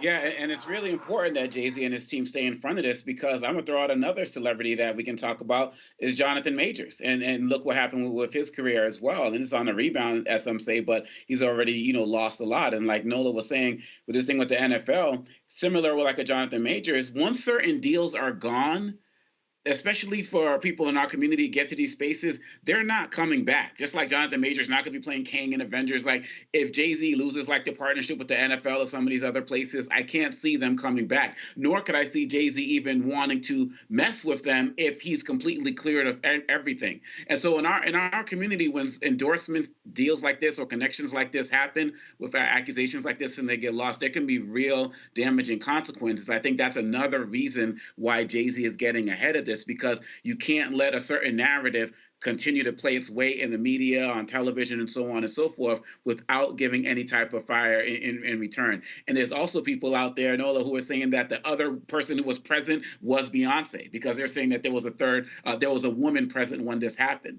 And so again, this is an innocent until proven guilty. People need to fight this with everything that they have. And again, we need to find out what's happening with this victim. If she was 13 years old at the time, clearly she's talking about something that happened with somebody that involved rape. So we absolutely have to be making sure that this person is being protected as well, making sure that there's not manipulation going on there. I've heard a lot of negative things about Busby, but a lot of people talk about he has a great career representing people like Warren Buffett and all of this other type of stuff. But we just have to make sure in our community that we're doing our due diligence, because if anybody's guilty of this stuff, they're not going to keep our support or protection, or at least not the protection of those and support of those of us here. We know some people in our community who still mess with R. Kelly, got no problems with, his music and so on and so forth. But we got to do better than that. We got to support victims. We got to listen to them. But we also have to make sure that people are not being unnecessarily maligned, because that also happens too much in this industry and in all types of industry, famous or non-famous. You look at that statement, Cameron, he uses the word extortion. That's not a word thrown around lightly. And that's what really stood out to me in reading this statement that was, again, typed on his iPhone. He is directly calling out the victim's attorney by saying, this man is trying to extort me and I ain't gonna do it. He says he ain't getting one red penny. You don't hear folk respond that way, and it doesn't matter if people are running left and right, and I'm seeing social media and folks are like, he's guilty, things along those lines. This is somebody who has resources, who could settle, but who makes it clear ain't settling. And I still would love to understand from Busby by saying the victim isn't seeking money. We wanted private mediation. For what purpose? So it's going to be, again, really interesting to see what happens here. And I doubt very seriously the partners of Jay-Z are going to abandon him. But this is also something that we have to understand, that, yes, there are alleged victims, but when you say that someone is an alleged rapist, that now doesn't go away. Even if you settle, even if you're found not guilty. And so it's not even a question of they have to prove it. Really, you have to actually prove it yourself. That's why this is so contentious and why his response was so surprising. Yeah, Roland, I would take two things from what I saw Jay-Z in the response and the implications there. One, Jay-Z has been famous and really rich and really famous for going on 30 years now, something along that line. He has had top flight legal support and help to do the intricacy of business deals and all the successes he has had. And for him to skip all the probably millions of dollars in retainers that he pays some of the best lawyers in the world, definitely in the country, to represent him, and to give a direct response when I'm pretty sure has been trained for this, to go through the lawyers and so forth, means it at least points to a person who is fully confident that at least he understands the truth and that he's not something he's not guilty of there. And then I think having worked obviously for a decade plus in the corporate communications industry, we also deal with a lot of crisis communications, and often usually in celebrities or high profile, high ranking campaigns, and or high-profile corporate positions and so forth, it is a tactic to be able to try to get this mediated and settled early, because they know most people fear the bad publicity. And so for Jay-Z to kind of look for no settlement, I don't know what private mediation looks like. It looks like 20 years later, if it is not tied to any kind of financial compensation, and this is not and there's no criminal recourse. I'm no lawyer, but I'm not sure exactly what they would be looking for then, other than, like I said, like this is a huge smear on his name. And then the other big thing that this does and that we must protect against, but it's kind of baked in the cake now, is this online matrix. Now with so many different stories and so many different attached keywords, everything that's going to happen in the Diddy lawsuit, now Jay-Z's name, when you Google his name, these might be one of those first top things that pop up in the search engine, the way the way that looks. And I think there's material damage just to his brand there, just by being even named in this. So if this is something, hopefully, but if this is something that Jay-Z is found innocent of, I think he has huge recourse for Busby to go after him, because now, just for now into who knows how long, just if you search his name, the matrix of stories of this will be attached to him, as opposed to all his accomplishments.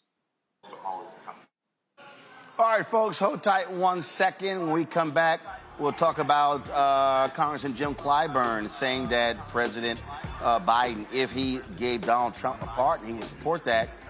I don't even understand why this is a conversation. You're watching Roland Martin Unfiltered on the Black Star Network. Support the work that we do. Join our Bring the Funk fan club. You want to give to us via Cash App, you can do so by using the Stripe QR code you see right here on the screen. And so you can go right there. You can see your check and money order to P.O. Box 57196, Washington, D.C., 2003 7-0196. PayPal, R. Martin Unfiltered, Venmo, RM Unfiltered, Zelle, Roland at RolandSMartin.com, Roland at RolandMartinUnfiltered.com. You can also, of course, get our merchandise, our latest shirt. Don't blame me. I voted for the black woman. You can actually go to blackstarnetwork.com, RolandMartinUnfiltered.com, or go directly to RolandMartin.creator-spring.com. We'll be right back. Hi, I'm Isaac Hayes III, founder and CEO of Fanbase. Fanbase is a free-to-download, free-to-use, next-generation social media platform that allows anyone to have followers and subscribers on the same page. Fanbase was built through investment dollars from equity crowdfunding from the Jobs Act. People just like you helped build Fanbase, and we're looking for more people to help build Fanbase. We are currently raising $17 million in a Regulation A crowdfund on StartEngine. We've already crossed $2.1 million, but we're looking to raise more capital from people just like you that deserve the opportunity to invest in early-stage startups without having to be accredited investors. So right now, I'd like you to go to startengine.com/fanbase and invest. The minimum to invest is $399. That gets you 60 shares of stock in Fanbase right now, today. And then use Fanbase to connect with friends, grow your audience, and be you without limits.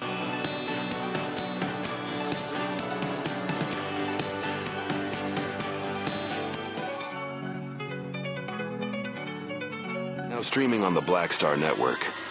I had been trying to get a record deal for a long time. You know, when I finally got signed to the Motown record label in 2003, I was 34, 35 years old.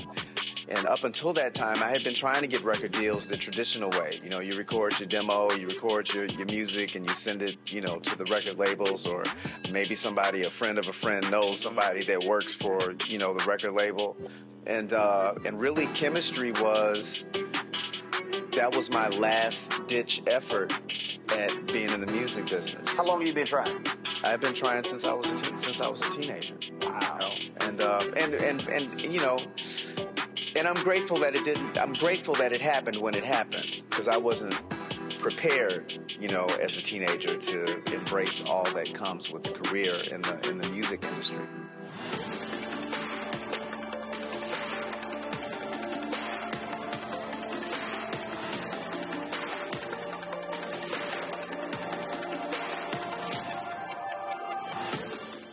Hey, this is Motown recording artist Kim. You are watching Roland Martin Unfiltered.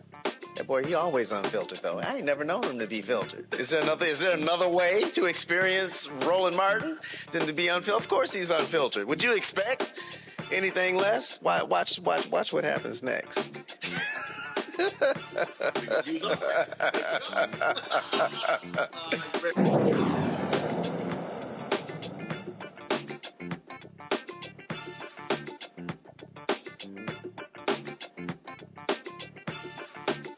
Hey, folks, welcome back to Roland Martin Unfiltered, the Black Star Network. We're here at the 10th annual Operation Hope Global Forums. A lot of conversations taking place with regards to whether President Joe Biden should pardon Donald Trump. Well, on MSNBC, Congressman Jim Clyburn actually said this. Do you think that President Biden should pardon Donald Trump? And if so, why? Yes, I do think so. And I think he should pardon all of those people that have been accused and have been targeted so that we can clean the slate. We can have an air of possibilities for the future. If we keep digging at things of the past, I'm not too sure the country will not lose its way. Now, remember, President Trump has been indicted, has been convicted on state crime.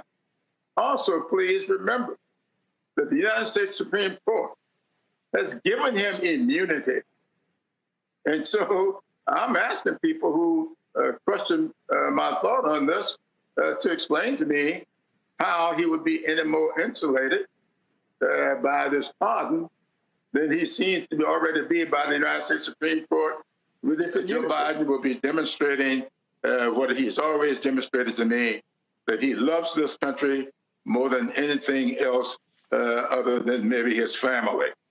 He wants to see this country going forward. He doesn't want to see us keep digging into the past, but moving forward. So I think it would give a tremendous opportunity for him to demonstrate that kind of concern for the future of the country.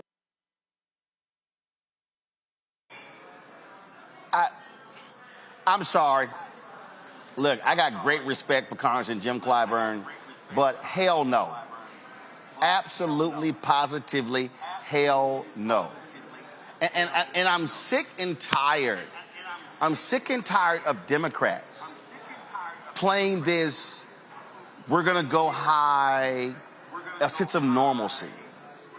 Let me be clear. When Donald Trump lost, he didn't welcome Vice President Joe Biden to the White House like Biden welcomed him, like Obama welcomed him. He didn't do that. Did Trump come to the inauguration for the peaceful transfer of power? Hell no, he didn't do that. But Democrats are, oh no, you know, we have to, for the good of the country, for what's right, and a sense of normalcy. This is not a normal person. So why are we playing this sense of normalcy game with somebody who flouts? Yesterday, Christian Welker of NBC aired an interview with him, and he still refused to concede the 2020 election. I am sick and tired of Democrats trying to treat this man like he's normal. He's not. And I'm going to tell you, Congo, if I'm Vice President Harris or Biden, the hell with him in the inauguration. I don't need to be there. This man flouts norms. This man doesn't care. And Republicans are right there with him. But everyone else is supposed to treat them with deference, with respect, with dignity of office. When he shows none of that, there is no way in hell that Biden should even remotely consider giving this thug a pardon. And just look at history in terms of the Nixon pardon and where that gets folks, right? Look, Democrats are already struggling with their base right now. People felt like Vice President Harris ran away from the base, ran to, the center, ran to the Liz Cheneys of the world, and didn't pay enough attention to their base. The base does not want to see Donald Trump get pardoned in any way, shape, or form. And so people are already frustrated with the Democratic Party for not fighting for our core values. This is really going to push them over, and they're going to lose a whole generation of Democrats and potential Democrats. We're talking about accountability, and this country has a terrible history of not holding people accountable for their racist actions, whether we're going back to the Civil War and what happened with the people, who are part of the Confederacy, whether we're talking about slave owners getting reparations, whether we're talking about this right now and look, people are really acting like, oh, because Biden pardoned his son, now Trump has a permission structure to pardon the January 6th insurrectionists. He was already going to do that.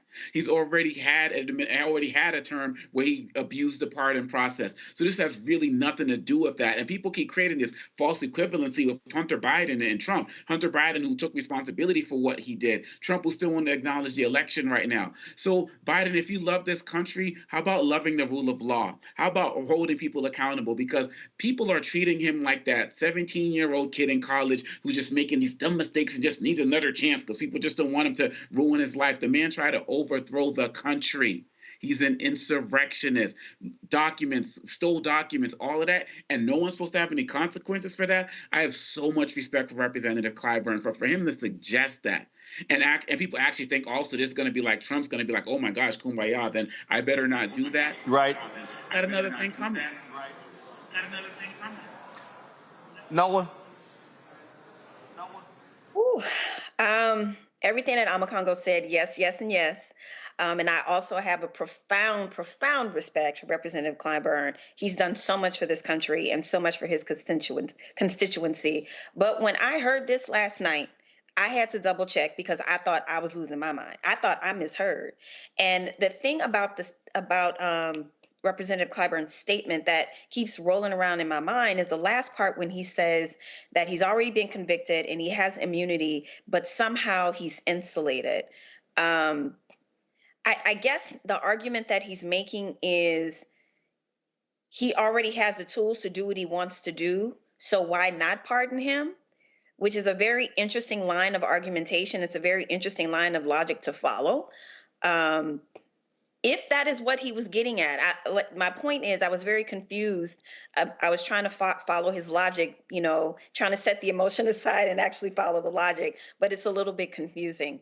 And, as a professor on a college campus, I can tell you that young folks are already feeling disconnected, disaffected, already feel like that voting does not matter, that it's all a joke, and that there is absolutely no accountability. To Amakongo's point, and I have been talking about this all day on Blue Sky and Threads, literally a generation of Black Dems will disappear. Young folks will vote. If you think the voting turnout was low this time, wait until 4 years from now, because people will no longer believe anything that Democrats have to say, and they definitely will not believe in institutions. So, it's a lot at stake here. It's very confusing as to why he would make that argument. And in my personal opinion, he hasn't made it sufficiently, other than, let's just move on as a country. But no, Harry Dunn wrote yesterday that the incoming president wants to pardon the people who tried to kill me. He wrote a Substack about that just yesterday. No, people cannot move on, especially after we saw how South Korea handled their little insurrectionists in 2.5 seconds. No, people are not willing to move on. People are still waiting for accountability. People are still waiting to want to believe in a Democratic Party again. And people are wanting to still believe in institutions. But if we just go ahead and move on, if we just let the bully win yet again, good luck. Good luck in 2 years and in 4 years. I just do not think it is a strategy that that folks want to. It's not a strategy that will work. It will backfire. Right, and the thing here, Cameron, again, what it would say is you can be the first individual who occupied the Oval Office to attempt to overthrow the election, and we're going to go and give you a pardon. Now, damn that. I'm sorry. No, this man is evil. This man had contempt for the country. This man continues to advance lies. He should not be rewarded with a pardon. Point blank, period. I think there's two things that I'm noticing here. One, we got to stand on business, as the kids would say. You got to stand on business. I think it was just mentioned before me that so many different people, when you look at exit polling, you look at focus groups and talk about one of the things that annoyed them about Democrats or the Democratic Party and various Democratic candidates is the fact that they couldn't tell what they stood for. Even if Republicans are wrong on something, or a lot of people feel they're wrong, they're standing on their business. They're standing on something that they believe is right or wrong. This is not this isn't a time where there is clearly was something wrong. We all saw January 6th happen, Trump being convicted of so many different crimes. There's no need to pardon him, especially given the fact that apparently he, like I said, he has the tools to insulate himself anyways, in addition to what the effective immunity due to the Supreme Court's decision earlier this year. And again, the deepest respect to Congressman Clyburn. He has given such wise counsel to so many, including President Biden. This is one of those times where I hope the president does go into a different direction. And then the other thing I think we got to realize is that this thought and this idea of pardoning Trump, which I've even seen everybody from a Stephen A. Smith talk about on his show to others, and like, go ahead and pardon Trump. I think this is also rooted in the fact that this is going to cause even more togetherness, or maybe cause, if he doesn't do it, it will cause more polarization. When we've got to remember, in this day and age, people forget stuff. It happens this morning. They may forget it this evening, let alone in a year, 2, 4 years when we come to election. If you think Democrats or any Democratic candidate is going to be able to ride and run on this accomplishment, or on something that say, oh, look, our last president pardoned Trump in the spirit of bipartisanship or unity or something like that. People don't care. The electorate has changed. People have changed. And all that does is show, I think, feeds into a larger narrative that Democrats are a little spineless, or are willing to kowtow and are trying to do everything that way. Oh, absolutely. All right, folks, hold tight 1 second. John Hope Bryant, the founder of Operation Hope, is now speaking in the main ballroom. Let's go live there. Final Christmas party of the Trump administration. And after a couple hours, I finally got the guts to go up to the president and ask him, what does the J in Donald J. Trump stand for? You know what he told me? Genius.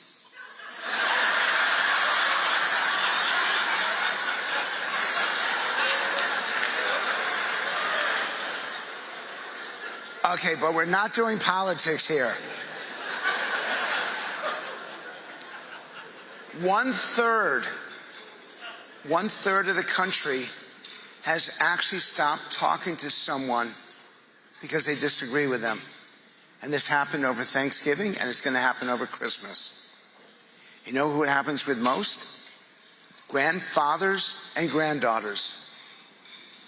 It's the strongest family relationship. It's not husband-wife, obviously, or brother or sister, or parent-child. It's grandparent-grandchild, because they both have the same enemy. You'll figure that one out on your way home, trust me. And we can't be treating each other like this. It is a genuine problem. And I'm going to show you something right now, because I'm going to give you my first piece of advice. 2/3 of people under age 30 know someone personally who's been damaged by social media. Damaged intellectually, physically, mentally, emotionally. How many of you have got children between the ages of 10 and 18 in this room? Raise your hands. Okay, you're going to want to write this down, and maybe you got grandchildren this age. I'm going to give you, in order, the way to keep your children happy and healthy, drug-free and alcohol-free. Number 1, how often do you have dinner with them at night? It needs to be 5 nights a week or more, because that proves to them that they're the most important thing in your life. If you're having dinner with them 2 nights a week or less, they're being damaged. They're being destroyed. Nothing matters more, and I mean whatever financial efforts you want, whatever you're trying to seek in life, there's nothing more important than your children, and there's nothing more important than dining with them, because that tells them that they come first. Number 2, how often do you attend religious services with them? You want to do it once a week, because if they believe in God, then they believe in something that is more important than themselves, something that they cannot see, but they know it's there. Number 3, do you check their homework 4 nights a week or more? Because that teaches them that their intellectual So, folks, pollster Frank Luntz is speaking right now. One of the things that he said there, he talked about a third of Americans not speaking to somebody else if they disagree with him. And I want to focus on that. I mean, Cameron, here's the whole deal here. And it's very interesting. He raised the point about, Thanksgiving and stuff along those lines. We're not talking normal politics here. We're not talking traditional Republican Party versus Democrat, progressive versus conservative. What we're talking about here is, again, a right-wing, far-right, nonsensical, racist, xenophobic, sexist group of people who are advancing an agenda that is shameful and despicable, that is where they gleefully talk about breaking up families, where Trump has 11 billionaires in his administration, and all these idiots who voted for populism. No, you voted for oligarchs. These folks want to get rich. When an Elon Musk, worth $300 billion, whines and complains about people getting Social Security so he can get richer? I'm sorry. I mean, I saw Anna Kasparin with the Young Turks sitting down for an interview with Glenn Beck. Oh, hell no.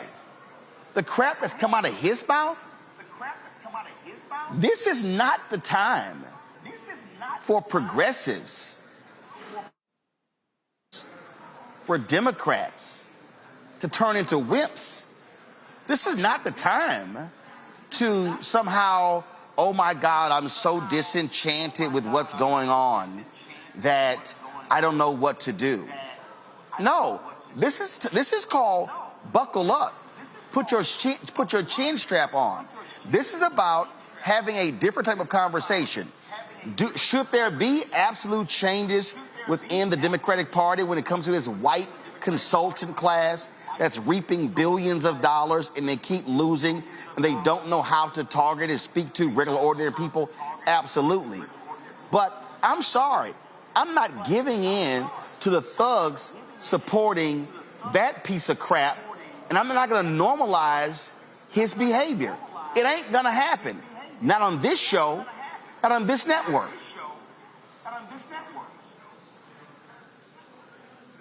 Yeah, Roland, we've got a deep history of working in over the years and having worked in and for the Democratic Party for 15 years in various capacities. I would say we often hear it's the most consequential election. I think this was one of the most consequential times because it was put on full display. I mean, if as a party, we can't, as a party and on individuals, if you can't realize it's not just that we want to throw norms out because the other party has thrown norms out, so let's meet them where they are. People have changed. Society has changed. People's demands and what people are looking for has changed. And and quite frankly, I think people can handle somebody who speaks a little more direct. People can handle somebody who's willing to challenge the bully, who's not willing to just acquiesce because they want something. They want the niceties of how things used to be. And then this is a chance. I think also you mentioned something about like the white consultant class and so many different folks who we're literally in a place where the way we used to do things clearly does not work and is not working. And we are up against people who have way more financial resources, I would say. I mean, Elon Musk alone, the fact of what he could fund with the money he finds, the money he may fluctuate up and down the stock market in just a week, could probably dwarf what some of Democrats as a party could raise in a year. And he is showing this in willingness to be able to use his money and influence and his power on X and through his various companies to be a microphone for what, as you mentioned, what's going to make him rich? What's going to make him actually financially reach him and his companies. It does make me nervous as we go into this. As we go into this next cycle, you've seen the Democratic Party has their new chairmanship in those elections that are coming up, and so many different things. You're starting to realize in some of the postmortems of what happened in this last election are happening, and you're not hearing the deep accountability that needs to come from the people who ran these campaigns and who didn't put those investment dollars early to turn out our various coalitions in our various communities, Black communities specifically.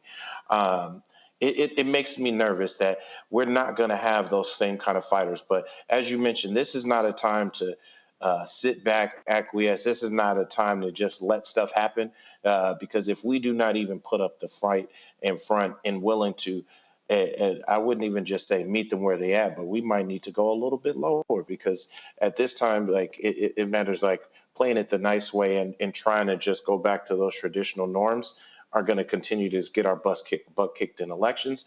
And then if you don't win, you don't govern, and then you really don't protect people.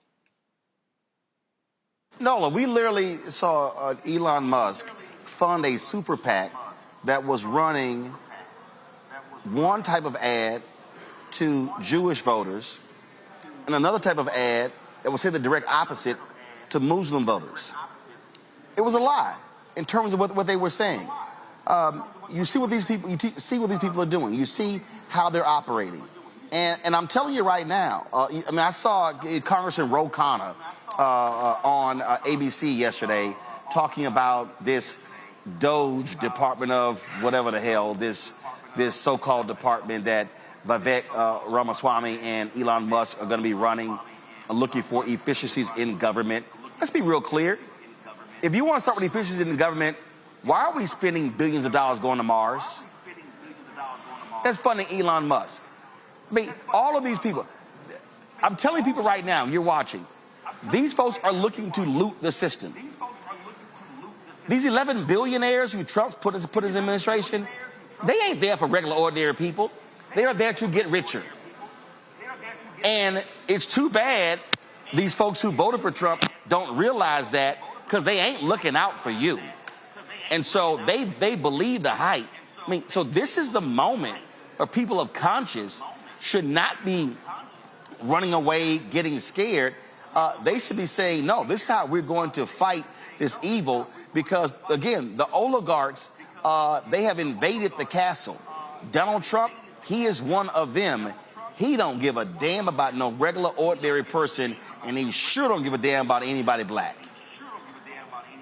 Well, to your point, Roland, this is one of the reasons why when you have groups of libertarians and these different kind of groups within the far right or just on the edge of the right, that voted for Donald Trump, it has nothing to do with what your convictions are. I'm just going to say very bluntly, I think so many white folks showed up for Donald Trump, even if it went against what they truly believe in, is because he makes it okay for them to be white.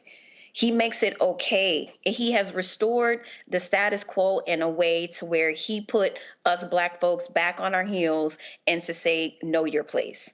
And I don't care what people say. They're going to talk about economic reasons all day long, which are false, which is a lie. And they're going to talk about all these different reasons, anti-wokeness, anti-this, anti-that. The only anti-thing that people voted for was anti-blackness, anti-trans, anti-LGBTQIA. They voted to preserve something that does not include what this panel looks like tonight. So let's just put that out there first and foremost, right?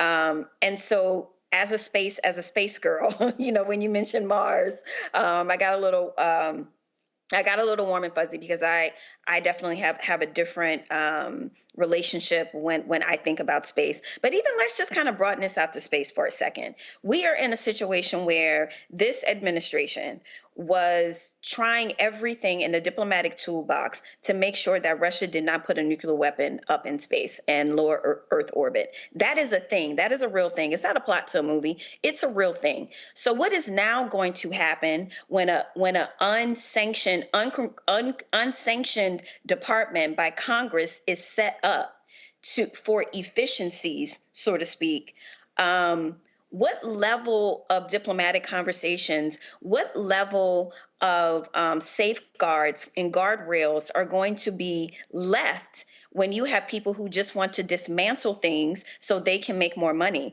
I mean, the threat in space is real, and it matters for everybody's lives every day, because if something happens in space, guess what? Your GPS gonna stop working just like that. So I'm just very curious about how this department that isn't legally sanctioned by Congress is supposed to function. What is that going to look like? How are they going to be given powers to tell federal employees that they can no longer work at their jobs? Like, there are just too many questions, especially about that department in and of itself. And of all the scary things that we are hearing, that's the one thing that really kind of scares me the most. And I'm not gonna lie, Roland, like, we need to really drill down on this and figure out what it is they are actually up to. Well, it's clear what they're up to. I'm telling you right now, if you want to make any comparison, all you have to do is look at when Putin took over and the oligarchs got their way in Russia. Same thing is happening here. When you look at the expansion, of the wealth of the top 4 people in this country compared to the bottom, that's what's going on here. These people oppose anything that helps regular, ordinary people. These folks are there to get richer. That's what their job is to get richer. And they ain't gonna fight for anybody who's regular, ordinary. I mean, look, guys, if y'all haven't, look at the idiot who Donald Trump has picked to head the Civil Rights Division of the Department of Justice. Okay, this is the statement that he put out there. Y'all should have it there in the control room. Tell me if y'all have it. And again, this individual here, this is what the statement that went out. I mean, listen, this person is an election denier. This person is an election denier. So I need everybody who is watching to pay attention. The Department of Justice, they are not going to be doing anything when it comes to voter suppression cases. Because Harmet Dillon, this woman right here, look at this. She stood up consistently to protect our cherished civil liberties, including taking on big tech for censoring our free speech, representing Christians who were prevented from praying together during COVID, and suing corporations who use woke policies to discriminate against their workers. Y'all, that's what they're going to be doing. And so I'm just trying to explain to everybody, you're not going to have an aggressive Department of Justice Civil Rights Division focusing on civil rights. They're going to be focusing on religious issues for the far right. They're going to be opposing efforts when it comes to voter expansion. They're going to be supporting election deniers. Prepare yourself for what is coming.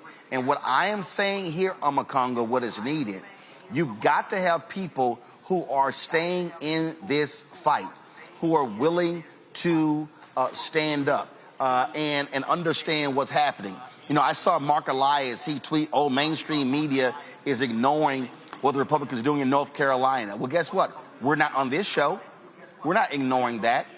And so, and listen, you got a bunch of other progressive shows out there. They've thrown in the hat. Yank Uger is excited because Elon Musk is taking his suggestions about DOGE. Man, I don't give a damn about that. Elon Musk doesn't care about any of us. You already see that with how they want to attack Medicare. You saw Donald Trump lying on NBC, and Kristen Welker led him by saying, oh, how he saved the Affordable Care Act. No, he didn't. He tried to kill it. That's all these folks do is lie. And I'm telling you right now, okay, if folks want to sit here and just allow these things to happen, all right, we'll see what happens. And you know what? A lot of these loudmouth black folks, okay, yeah, B1, your FBA, your ADOS people. Yes, let's see what y'all gonna say now. Because see, it's amazing. All these folk has so much smoke for Vice President Kamala Harris, and they so quiet. They real quiet. And a whole bunch of other these loud mouths with YouTube channels who's always talking about what I'm talking about. It's amazing how quiet they are. But y'all so-called fight on behalf of black people. foundational black Americans.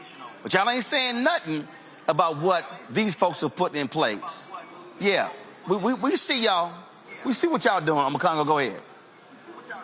This is real talk, man. You know, Tim Snyder writes in his book on tyranny about acquiescence in advance to dictators, and a lot of these networks are doing that. And, you know, you talk about some of these groups that are talking about reparations and the like. I can add a lot of groups who are pro-Gaza, pro-Palestinian rights, as we all want to free Palestine. But I've noticed there's no smoke, you know, being directed towards the Trump administration in the same way they did with Biden and Harris as well. So, again, we're seeing so many people give up and acquiesce. These networks that Meet the Press interview was terrible in terms of just allowing Trump to lie because all of these guys want access. And I'm going to go back to the first point that you mentioned, Roland, about like not caving in to people who say, oh, you got to work with these people. You got to, you know, acquiesce to them and sit with them. You know, it's a James Baldwin quotation that we've all been seeing. We can disagree and still love each other unless your disagreement is rooted in my oppression and denial of my humanity and right to exist. These people don't want trans people to be alive.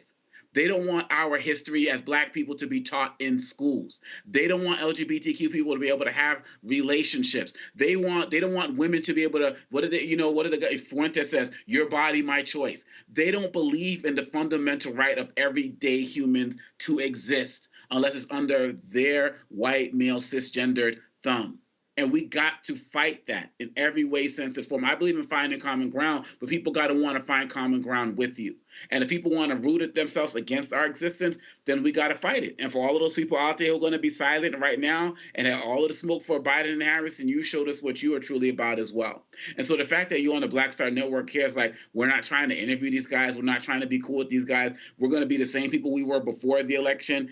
After the election, we're not going to try to switch it up. We need more of that fight in America. We can't have the Clyburns talking about pardoning Trump. We can't have these networks out there trying to get access to Trump and, you know, and kissing the ring. If we do that, then we're doomed.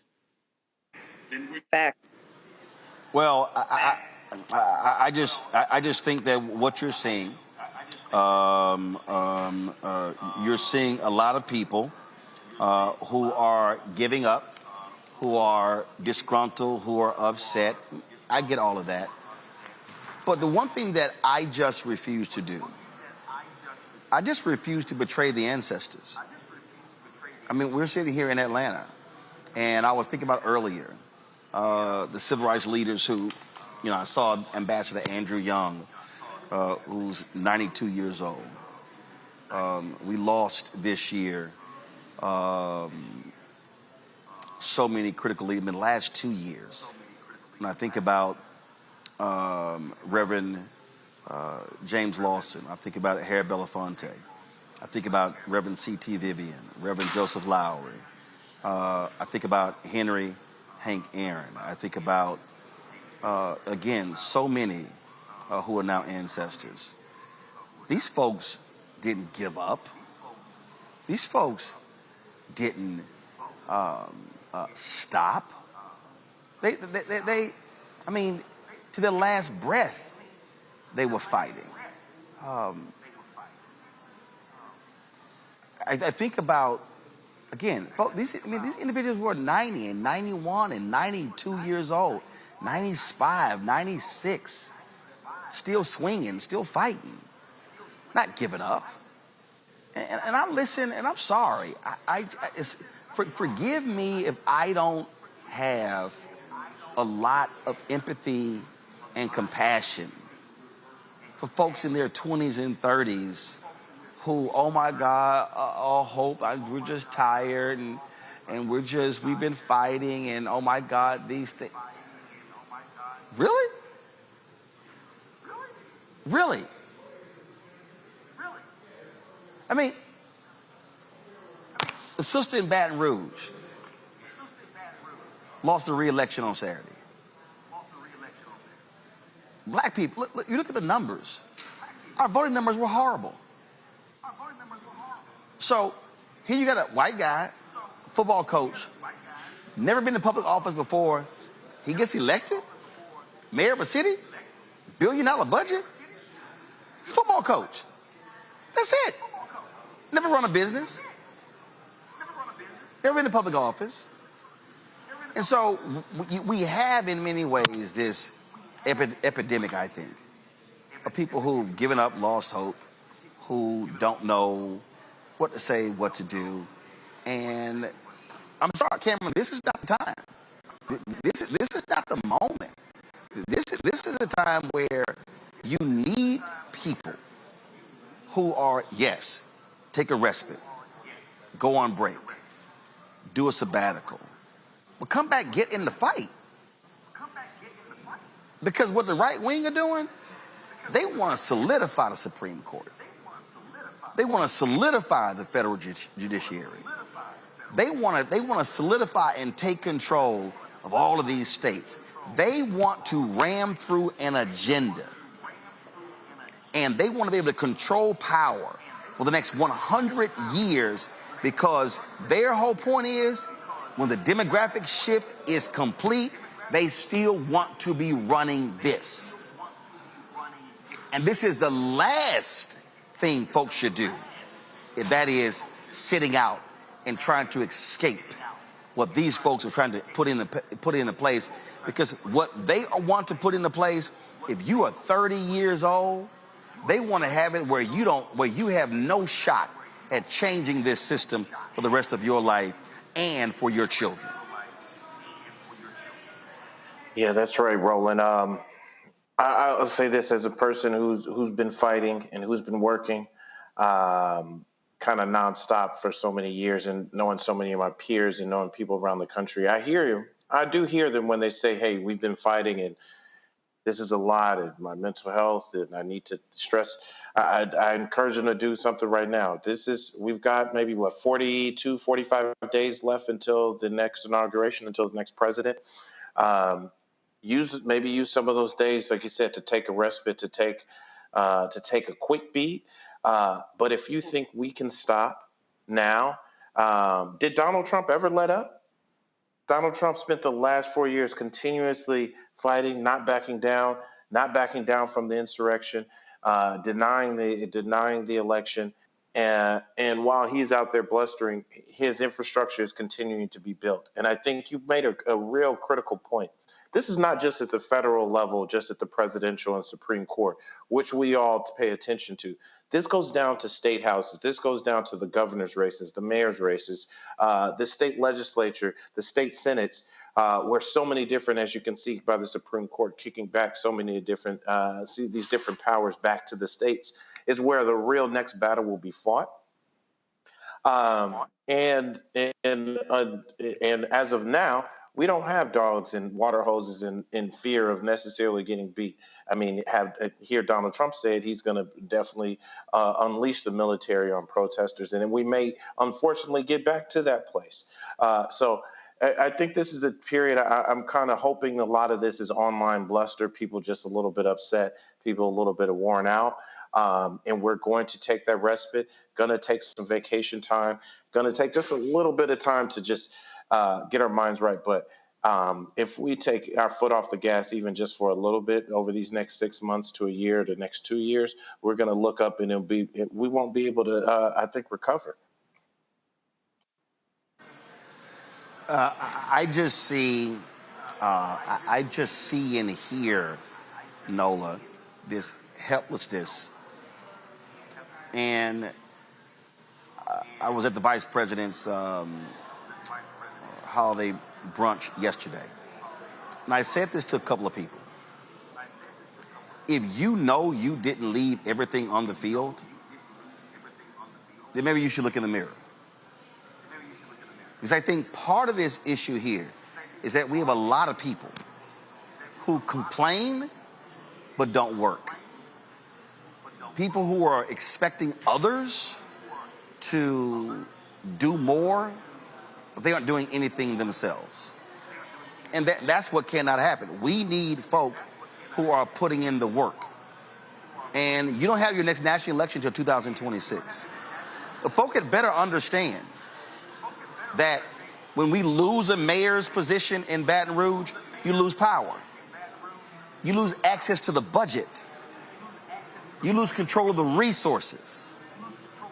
And in places where black people alone could make the difference, if I sit here and, let's see here. When I look at that election, and look at the numbers. And look who showed up. When you talk about 35% turnout, 34%.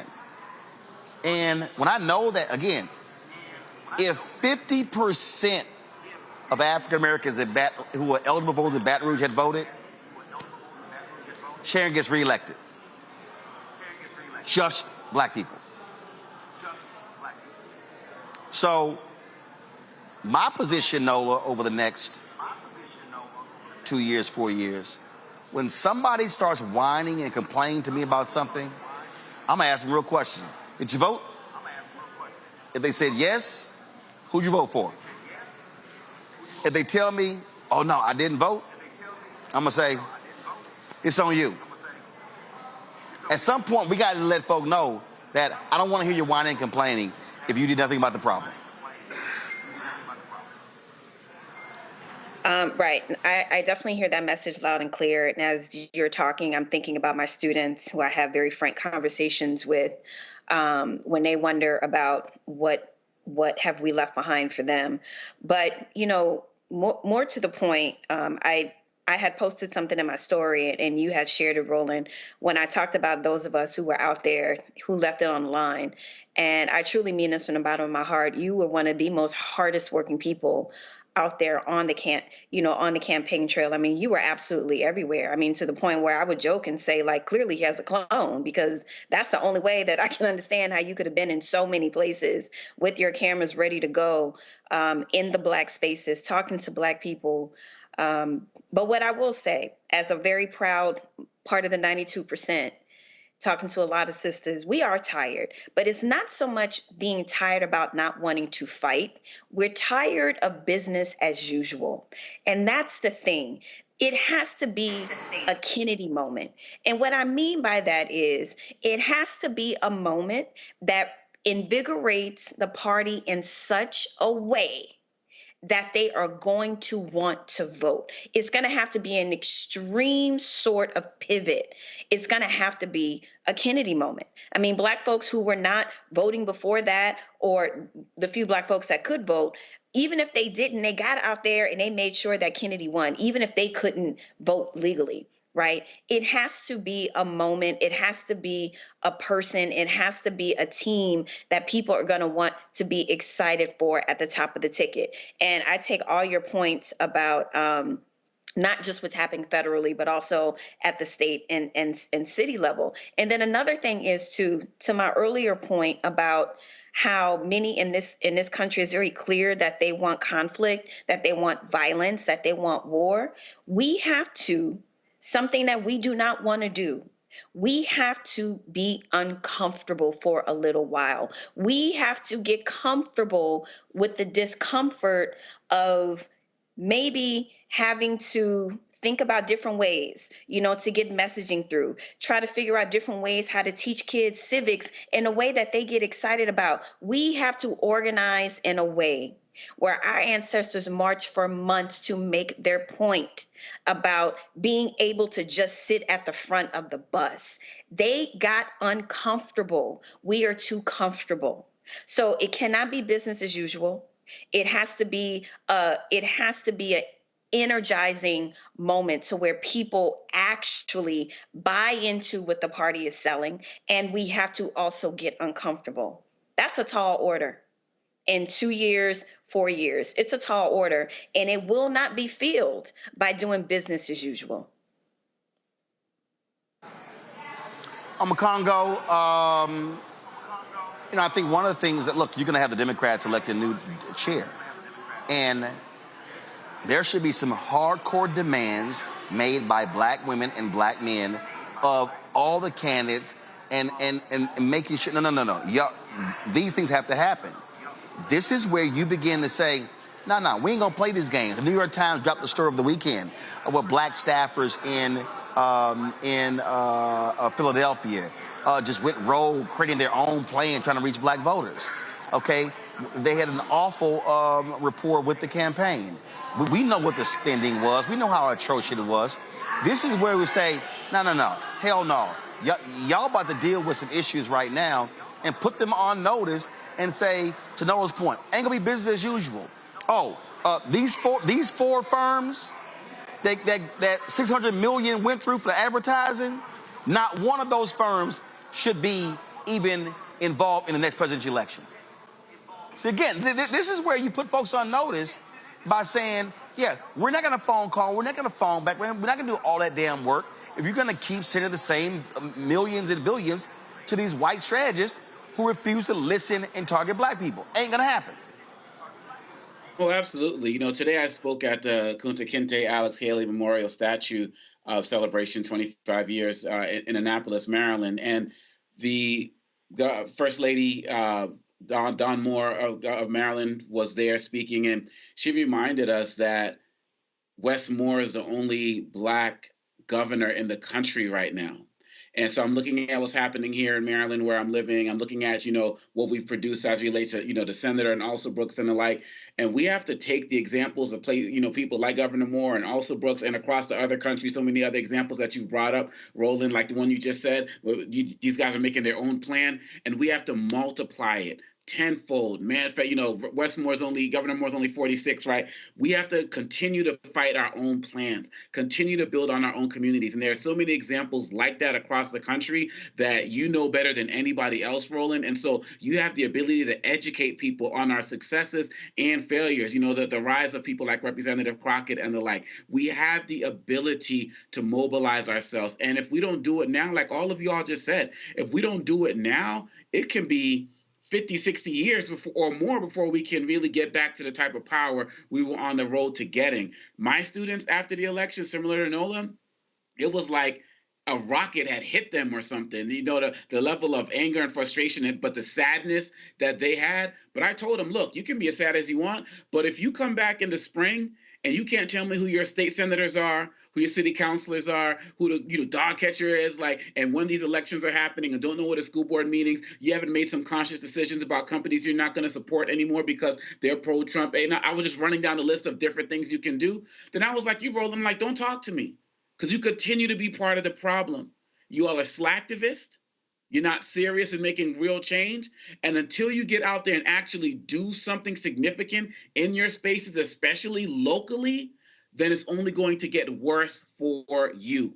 And that's a charge we have to continue to give our young people, and in our black spaces and who are in black political spaces. We need to continue to challenge the Democratic Party, but continue to build on our own and be prepared to do this without them if we have to. Absolutely. And so, folks, we won't be giving in here. We won't be kissing up to the likes of Glenn Beck and the far right. That shit ain't happening. We're going to keep the pressure on, demanding change. And so let me thank Cameron, Nola, and Amakongo as well. Folks, don't forget, we're going to be here today, tomorrow, and Wednesday covering the Global Hope Forums. We're going to be live all day tomorrow as well. You can see the alternate stream that we have going, so be sure to check that out. And so don't forget, support the work that we do by joining our Bring the Funk fan club. You, of course, give us via Cash App by using the QR code from Stripe. There you see it right there. You can also send your check and money order to P.O. Box 57196, Washington, D.C. 2003 7-0196. PayPal, R. Martin Unfiltered. Venmo is RM Unfiltered. Zelle, Roland at RolandSMartin.com, Roland at RolandMartinUnfiltered.com. Be sure to download the Black Start Network app, Apple phone, Android phone, Apple TV, Android TV, Roku, Amazon Fire TV, Xbox One, Samsung Smart TV. Of course, be sure to get a copy of my book, White Fear, How the Browning of America is Making White Folks Lose Their Minds, available at bookstores nationwide. Get the audio version on Audible.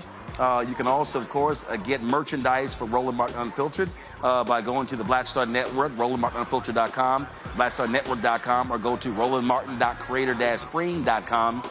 And to get our new shirt, Don't Blame Me, I Voted for the Black Woman, or FAFO 2025, get that as well. And, of course, folks, be sure to support the investment into Fanbase. You can go to StartEngine.com/Fanbase, StartEngine.com/Fanbase. On Thursday at 8 p.m., there's going to be an Investathon, the second one. We're going to be airing it right here on the Black Star Network with Isaac Hayes. So be sure to check that out as well. Folks, that is it for us in Atlanta today on the first day of the Global Hope Forums. And so we appreciate all of you for tuning in as well. We're going to have a number of interviews with a variety of folks tomorrow, so you want to watch out for those. Until then, I'll see y'all tomorrow right here on the Black Star Network. Holla!